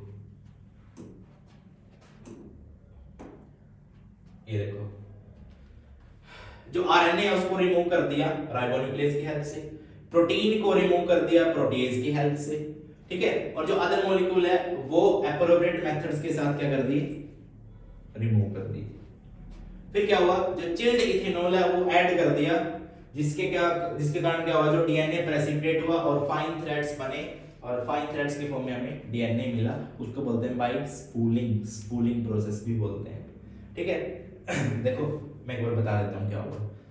अगर अपने पास बैक्टीरियल सेल है, अगर अपने पास फंगस सेल है, अगर अपने पास प्लांट सेल है, एनिमल सेल के पास कोई सेल वॉल नहीं होती, जो बैक्टीरियल सेल है उसकी सेल वॉल पे अप्लाई कर दिया हमने लाइसोजाइम, एंटीबैक्टीरियल है, बैक्टीरिया की सेल वॉल को तोड़ देगा, खत्म। प्लांट सेल है, सेलुलोज को अप्लाई कर दिया, सेलुलोज से बनी होती है, खत्म कर दी। फंगस है, काइटिन से बनी है, काइटिनेज को अप्लाई कर दिया, उसने उसको खत्म कर दिया। फिर बचे और मैक्रोमोलिक्यूल्स जैसे कि आरएनए प्रोटीन्स। अब आरएनए प्रोटीन्स को खत्म करने के लिए, आरएनए को खत्म करने के लिए राइबोन्यूक्लियेज अप्लाई कर दिया, आरएनए खत्म। प्रोटीन को खत्म करने के लिए प्रोटीएज अप्लाई कर दिया, प्रोटीएज खत्म। तो वहां पे कौन बचा, सिर्फ डीएनए बचा। डीएनए को चिल्ड इथेनॉल की हेल्प से हमने निकाल दिया एक स्पूलिंग प्रोसेस के थ्रू, ठीक है। ऐसे हम आइसोलेट कर रहे हैं डीएनए को, ये पूरी प्रोसेस जो अभी बताई है, ठीक है। उसके बाद नेक्स्ट बच्चों देखो, add alcohol into sites until two distinct layers separated, spooling of genetic material is observed। Spooling का मतलब है, देखो यहाँ पे ये है ना, जो ये डीएनए है ना, जो थ्रेड लाइक स्ट्रक्चर हमें बनती हुई दिखाई दे रही है। उसके बाद है नेक्स्ट, उसके बाद है cutting of DNA at specific locations. देखो डीएनए को कट कर दिया अलग अलग प्रोसेस या फिर स्पेसिफिक लोकेशन से, सॉरी। प्यूरिफाइड डीएनए को incubate with restriction enzymes. Restriction enzyme क्या करेगा, उसको कट कर देगा एक स्पेसिफिक साइट से। उसके बाद रिजल्ट में क्या होगा, जो डीएनए है वो डाइजेस्ट हो जाएगा, है ना, डीएनए डाइजेस्ट हो गया, okay. DNA fragments are separated by a technique, उसको बोलते हैं जेल इलेक्ट्रोफोरेसिस। जेल इलेक्ट्रोफोरेसिस एक ऐसी टेक्निक है जिसमें हम क्या करते हैं, एक जेल के अंदर डीएनए के फ्रैगमेंट्स पड़े होते हैं, जब हम उस पे एक इलेक्ट्रिक फील्ड अप्लाई करते हैं तो उसकी वजह से वो अलग अलग हो जाते हैं, फ्रैगमेंट्स अलग अलग हो जाते हैं अकॉर्डिंग टू देयर साइजेस, ठीक है। ये देखो ये दिखाई हुई है जेल इलेक्ट्रोफोरेसिस, जो प्लेट शो कर रही है ना, ठीक है। जैसे ये देखो यहाँ पे ये वेल्स हैं, यहाँ पे हमने डीएनए के पीसेस को डाल दिया, ठीक है। डीएनए को पीसेस को डाला और फिर यहाँ पे इलेक्ट्रिक फील्ड को अप्लाई कर दिया, ठीक है, इलेक्ट्रिक फील्ड को अप्लाई कर दिया। अब डीएनए पे होता है नेगेटिव चार्ज और करंट जाएगा प्लस टू माइनस, तो उसके कारण जो लार्जेस्ट पीसेस है वो ऐसे अरेंज हो गए, उसके बाद जो स्मॉलेस्ट पीसेस है वो यहाँ पे अरेंज हो गए, इनको बोला डीएनए बैंड्स, ठीक है। अब इसमें नोट करने वाली बातें क्या है, इसके अंदर हम यूज कर रहे हैं एग्रोस जेल का, एग्रोस जेल का यूज कर रहे हैं क्या करने के लिए, रेस्ट्रिक्शन एंजाइम के डाइजेशन की प्रोसेस को चेक करने के लिए हम एग्रोजेल का यूज करते हैं, ठीक है। उसके बाद नेक्स्ट देखो मैंने बताया डीएनए नेगेटिवली चार्ज होता है, it moves toward the anode, वो एनोड की तरफ जाएगा, एनोड पे पॉजिटिव चार्ज होता है, ठीक है। उसके बाद DNA fragments are separated according to their size through sieving effect. Sieving effect का मतलब होता है, सीविंग किसको बोलते हैं, जो छलनी नहीं होती है, जो फाइन पार्टिकल्स हैं, जो छोटे छोटे पार्टिकल्स हैं, अलग अलग सेपरेट आउट कर देती है ना एग्रोजेल के अंदर से। अब एग्रोजेल मिलता किससे है, what is the source of एग्रोजेल, that is seaweeds. ये चीज याद रखना, ये देखो seaweeds, smaller size fragments move further, ठीक है। The process is repeated with in the vector also. अब सुनो एक बार, सुनो जो जेल इलेक्ट्रोफोरेसिस है, जो जेल इलेक्ट्रोफोरेसिस, जीपी कर लो, जेल इलेक्ट्रोफोरेसिस, इसमें हम यूज कर रहे हैं जेल का, ठीक है। उस जेल का नाम क्या है, एग्रोजेल। एग्रोजेल मिलता कहां से है, सीवीड से। याद रखना ये क्वेश्चंस जो मैं बता रहा हूं, सीवीड से, इन क्वेश्चंस को याद रखना, ठीक है। अब जेल है, अब इस जेल के अंदर हमने क्या कर दिया, डीएनए को इंसर्ट कर दिया वेल्स के अंदर। अब डीएनए के हुए फ्रैगमेंट्स रेस्ट्रिक्शन एंडोन्यूक्लियस की एंजाइम की हेल्प से अब इन फ्रेगमेंट्स को अलग अलग कर दिया हमने जेल इलेक्ट्रोफोरेसिस एक टेक्निक की वजह से, ठीक है। अब जेल इलेक्ट्रोफोरेसिस एक टेक्निक की वजह से, अब देखो डीएनए पे होता है नेगेटिव चार्ज किसकी तरफ जाएगा, टुवर्ड्स एनोड की तरफ, ठीक है। अब वो एनोड की तरफ जाएगा तो वहां पे अकॉर्डिंग टू साइज अलग अलग बने हुए, देखो लार्ज साइज यहां आया, स्मॉल साइज यहां आया, ठीक है। ये एक जेल इलेक्ट्रोफोरेसिस एक प्रोसेस बोल सकते हैं, ठीक है। फिर इसको हम बाद में क्या करेंगे, अब जो बैंड्स दिखाई दे रहे हैं ना, इन बैंड्स को हम ऐसे नहीं देख सकते, इन बैंड्स पे हमें यूवी लाइट का एक्सपोजर करना पड़ेगा। अब यूवी लाइट का जब एक्सपोजर करेंगे तो इनके बैंड्स दिखाई देंगे, और इन बैंड्स को फिर क्या करेंगे हम, चिल्ड इथेनॉल की हेल्प से वहां पे रिमूव करेंगे, और उस रिमूवल को हम नाम दे देते हैं दैट इज इल्यूशन प्रोसेस, ठीक है। That is all about gel electrophoresis जो मैंने लिखा हुआ है, ठीक है। नोट कर लेना बच्चे। नेक्स्ट हम चल रहे हैं, इसी के बारे में बताएगा थोड़ा बहुत और जो रहता है, ये देखो। और यहाँ पे देखो अभी मैंने बताया था जो डीएनए फ्रेगमेंट्स होंगे उनको देखा जाता है ब्राइट ऑरेंज कलर्ड बैंड्स के थ्रू जब उनको एक्सपोज करते हैं यूवी रेडिएशंस में, ठीक है। और वहां पे एक मोस्ट इंपॉर्टेंट डाई का यूज कर रहे हैं, उस डाई का नाम है इथिडियम ब्रोमाइड डाई का यूज करते हैं, ठीक है। क्या करने के लिए, जो बैंड्स बने हैं ना, ला देखो यहाँ पे देख लो, इसका साइज देखो, इसका साइज देखो, इसका साइज देखो, इनके साइज देख लो, ठीक है। This is the result of gel electrophoresis, ठीक है। ओके उसके बाद चल रहे हैं नेक्स्ट में cutting of DNA specific location हम कर चुके हैं बात। रेस्ट्रिक्शन एंडोन्यूक्लियस किसी स्पेसिफिक साइट से कट कर रहा है, ये हम कर चुके हैं बात, ठीक है। नेक्स्ट हम चल रहे हैं amplification of gene of interest using PCR. PCR का मतलब होता है पॉलीमरेज चेन रिएक्शन। पीसीआर का मतलब होता है पॉलीमरेज चेन रिएक्शन। इसमें क्या करते हैं, जीन ऑफ इंटरेस्ट को निकाल के एम्प्लीफाई यानी कि डीएनए के मल्टीपल कॉपीज बनाते हैं। The synthesis of multiple copies of genes of interest in vitro का मतलब लैब के अंदर, using two sets of primers का यूज करते हैं, ठीक है, जो डीएनए पॉलीमरेज की प्रेजेंस में रेप्लिकेशन को इनिशिएट करवा रहे हैं, ठीक है। Primers are small chemically synthesised oligonucleotides होते हैं। ये क्या होते हैं, केमिकली सिंथेसाइज्ड ओलिगोन्यूक्लियोटाइड्स होते हैं, और जो कॉम्प्लीमेंट्री बनते हैं डीएनए के उस रीजन में जहां पे प्रेजेंट है। नेक्स्ट चलो ये प्रोसेस को दिखा देते हैं। अब आ जाओ अब सुनना इसको जरा ध्यान से सुनना, थोड़ा सुनना। देखो पीसीआर को करवाने के 3 प्रोसेसेस हैं। फर्स्ट वाला डीनेचुरेशन, बॉन्ड को तोड़ दो। एनिलिंग, प्राइमर को डीएनए स्ट्रैंड से जोड़ दो। एक्सटेंशन, फिर उसको बढ़ा दो। आ जाओ यहाँ। फर्स्ट है डीनेचुरेशन में क्या कर रहे हैं हम, डीनेचुरेशन में बॉन्ड ब्रेक हो रहे हैं। अब बॉन्ड ब्रेक कैसे हो रहे हैं, सुन लो एक बार ध्यान से। अपने पास क्या है, A डबल बॉन्ड T ऐसे जुड़े हुए हैं, तो ये वाले बॉन्ड ब्रेक हो रहे हैं, ठीक है।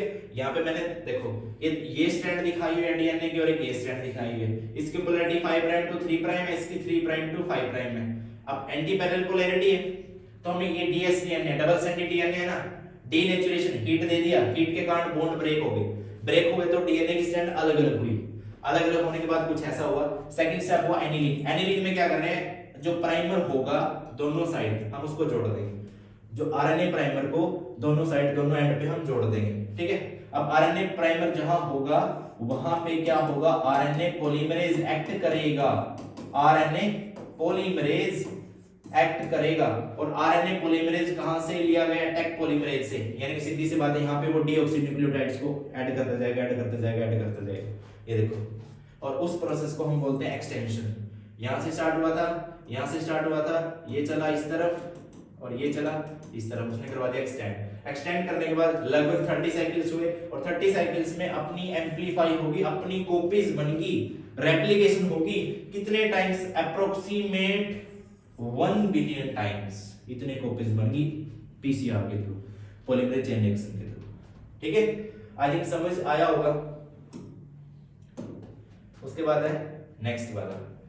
अब जो देखो मैंने अभी स्टेप्स बताए थे वही इसने डिस्कस कर रखे हैं। Heating of target DNA, gene of interest को हीट कर दिया, हीट करने के बाद क्या ब्रेक डाउन करवा दिया, सीधी सी बात है, जो बॉन्ड है वो टूट गई। ये सारे स्टेप्स मैं बता चुका हूं।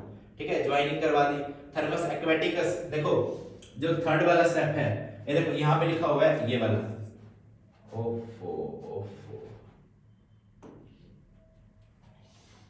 एक बार यहां देखो ये जो लिखा हुआ है ना ये वाला, सुनो, it is addition of nucleotide to the primer using a thermostable polymerase called Taq polymerase. इस पॉलीमरेज का यूज करके सीधी सी बात है, देखो यहां पे प्राइमर जोड़ा था, यहां पे प्राइमर जोड़ा था, यहां पे जोड़ना स्टार्ट कर दिया ऐसे, क्या बात है, ऐसे ऐसे ऐसे ऐसे न्यूक्लियोटाइड्स को जोड़ना स्टार्ट कर दिया। ये कह रहा है ना थर्मोस्टेबल डीएनए पॉलीमरेज की हेल्प से जिसको एक्सट्रैक्ट किया गया टेक पॉलीमरेज से। टेक पॉलीमरेज एक ऐसा एंजाइम है जो किससे ऑब्टेन किया जा रहा है, थर्मस एक्वेटिकस से, जिसको हाई टेम्परेचर पे भी कोई फर्क नहीं पड़ता, कोई असर नहीं होता। It remains active in high temperature during the denaturation of double stranded DNA. ठीक है, और लास्ट में इसकी कॉपीज बनी अप्रोक्सीमेट 1 बिलियन कॉपी, जो मैंने बताया था वही लिखा हुआ है। ठीक है, चले आगे, तो समझते रहना बच्चों। अब देखो amplification of gene of interest using PCR, ये बताया हुआ है, कुछ इसके रिजल्ट हैं। पीसीआर एट ग्लैंस, पीसीआर का रिजल्ट कुछ इस टाइप से तुम्हें दिखाई देगा। उसके बाद है insertion of recombinant DNA into host DNA. अभी हम यही तो डिस्कस करके आए हैं, है ना, अभी हम यही डिस्कस करके आए हैं ना। देखो ये डीएनए है, इसको पहले तोड़ दिया, इसके कुछ डीएनए ऐसे निकल के रेस्ट्रिक्शन एंडोन्यूक्लियस की हेल्प से, फिर इनको क्या कर दिया होस्ट डीएनए के साथ या फिर होस्ट ऑर्गेनिज्म के साथ इन डीएनए के पीसेस को जोड़ दिया, इनको इसके साथ जोड़ दिया, किसकी हेल्प से, डीएनए लाइगेज एंजाइम की हेल्प से। फिर इसको क्या करवा दिया होस्ट डीएनए से, फिर क्या बना अपना एक जीएमओ बना, या फिर इसको बोल देते हैं आरडीएनए बना। यही तो प्रोसेस है, इसमें यही तो चीज बताई हुई है। ट्रांसफॉर्मेंट को नॉन ट्रांसफॉर्मेंट से क्या करना है, अलग करना है, वही ओवरऑल जो हमने लास्ट में डिस्कस किया है वही चीज इसमें बता रखी है। उसके बाद है obtaining the foreign gene product. देखो जो हमें डिजायरेबल प्रोटीन चाहिए था, डिजायरेबल प्रोडक्ट चाहिए थे, डिजायरेबल जीन्स चाहिए थे, कोई हाइब्रिड बनाना था, तो वहां से हमें ऑब्टेन हो चुका है। If a protein encoding foreign gene is expressed in a heterologous host, it is called recombinant protein. अगर कोई प्रोटीन बनाया तो recombinant प्रोटीन हो गया। नेक्स्ट वाला चल रहे हैं, obtaining the foreign gene product का ये दे रखा है। ठीक है, अब है बायोरिएक्टर्स। बायोरिएक्टर्स, अब बायोरिएक्टर्स क्या होते हैं? बायोरिएक्टर्स एक बड़े बड़े वेसल्स होते हैं जिसमें हम क्या करते हैं, रॉ मटेरियल को बायोलॉजिकली कन्वर्ट कर देते हैं एक डिजायरेबल प्रोडक्ट में, मार्केट में देने के लिए, मार्केट में भिजवाने के लिए। सुनो फिर एक बार, बायोरिएक्टर्स क्या होते हैं? Bioreactors are the vessels in which raw material are biologically converted into specific products या फिर enzymes using microbial, plant, animal और ह्यूमन सेल्स। इनका यूज करके हम क्या कर रहे हैं, रॉ मटेरियल को बायोलॉजिकली कन्वर्ट कर रहे हैं एक डिजायरेबल प्रोडक्ट के अंदर। इसका यूज करके बायोरिएक्टर्स का, देखो कुछ ऐसे दिख भी रहे होंगे तुम्हें। Bioreactors are used to produce large quantities of products.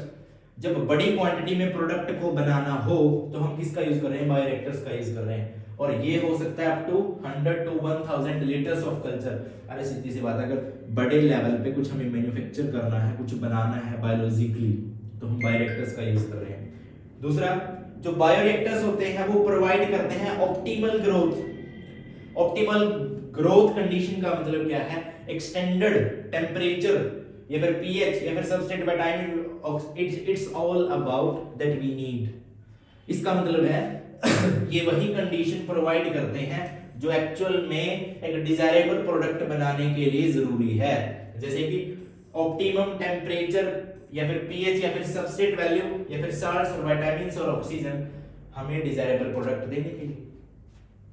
उसके बाद नेक्स्ट चल रहे हैं देखो बायोरिएक्टर्स दो टाइप के दिखाए हुए हैं। फर्स्ट वाला जो दिखाया हुआ है वो है सिंपल, एक सेकंड जो फर्स्ट वाला दिखाया हुआ है वो दिखाया हुआ है सिंपल स्टीरर टैंक, और दूसरा वाला दिखाया हुआ है स्प्रेड स्टीरर टैंक। ठीक है, इसमें स्प्रे की फॉर्म है, इसमें स्टीरर ऐसे ऐसे घुमाएगा। ठीक है, मोस्ट कॉमनली जो ज्यादातर यूज किया जाता है बायोरिएक्टर्स वो है स्टीरिंग टाइप, यानी कि स्टीरर टैंक रिएक्टर, यानी कि जो फर्स्ट वाला है ये वाला ज्यादातर यूज किया जाता है। देखो यहाँ पे मोटर लगी हुई है जो उसको क्या करवाएगी, ऐसे घुमाएगी। ठीक है, और फोम ब्रेक जो यहाँ पे फोम बनेगी ना, अब फोम को तोड़ने के लिए जैसे यहाँ पे कुछ ब्लेड्स लगे हुए हैं, ये ऐसे घूमेगा उस फोम को ब्रेक करने के लिए। ठीक है, ये कल्चर ब्रोथ है जो कल्चर हमने डाला है, और यहाँ पे स्टीराइल एयर है, यानी कि जो प्योर एयर बोल सकते हैं स्टीराइल एयर, और यहाँ पे acid base for pH control, acid और बेस जो पीएच को कंट्रोल करने, ना ज्यादा एसिडिक हो ना ज्यादा बेसिक हो, क्योंकि हमें डिजायरेबल प्रोडक्ट बनाना है। और स्टीम फॉर स्टरलाइजेशन, स्टीम दी जाती है स्टरलाइजेशन करने के लिए, प्योरिटी देने के लिए बोल सकते हैं। ठीक है, देखो इट इज यूजुअली सिलेंड्रिकल और with curved base to facilitate the mixing of the reactor container. देखो इनका जो बेस है वो सिलेंड्रिकल फॉर्म में दिया हुआ है, वो किस कारण है ताकि जो मिक्सिंग है ना कंटेंट की वो अच्छे से हो सके। उसके बाद जो स्टीरर है facilitate even mixing and oxygen availability, जो स्टीरर है ना ऐसे ऐसे घुमा रहा है वो अच्छे से मिक्स कर रहा है किसको, ऑक्सीजन जो अवेलेबल है वहां पे उसको अच्छे से मिक्स कर रहा है, ऐसे स्टीरिंग कर रहा है।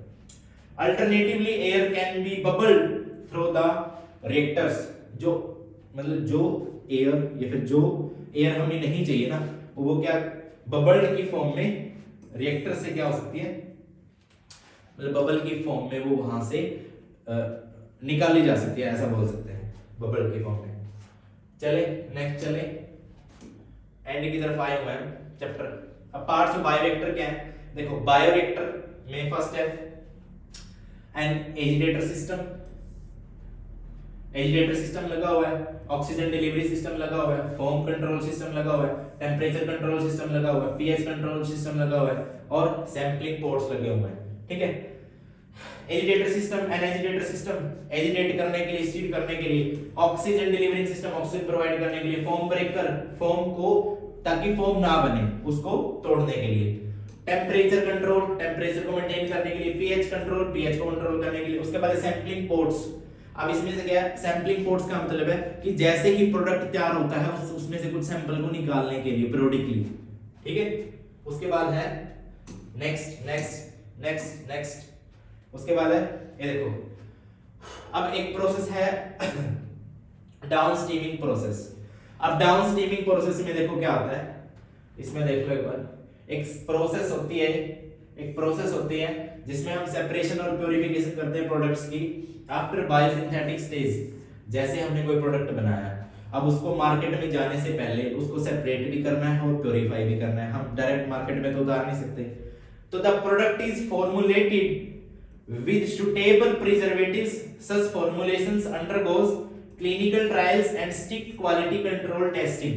ठीक है, देखो ये छोटा सा स्टेप है ना, ये जैसे जो अपनी मेडिकल लाइंस है जैसे कि बी फार्मेसी वगैरह है, हमें कोई ड्रग्स बनानी है, ठीक है, तो उसमें हम क्या करते हैं, अब किसी ड्रग्स को सीधा मार्केटिंग या मार्केट में लेके जाने से पहले हम उस पे अप्लाई करते हैं, जिसमें 3-4 स्टेप होते हैं। पहले किस पे, पहले छोटे छोटे एनिमल्स पे अप्लाई करना, फिर थोड़ा सा ऊपर हायर क्लासेस में अप्लाई करना, फिर उससे हायर क्लासेस में, ऐसे स्टेप्स होते हैं। तो ऐसे कुछ है, देखो product is formulated with suitable preservative. Preservatives क्या है, जो उसको लंबे टाइम तक एज इट इज रखते हैं, खराब नहीं होने देते। सच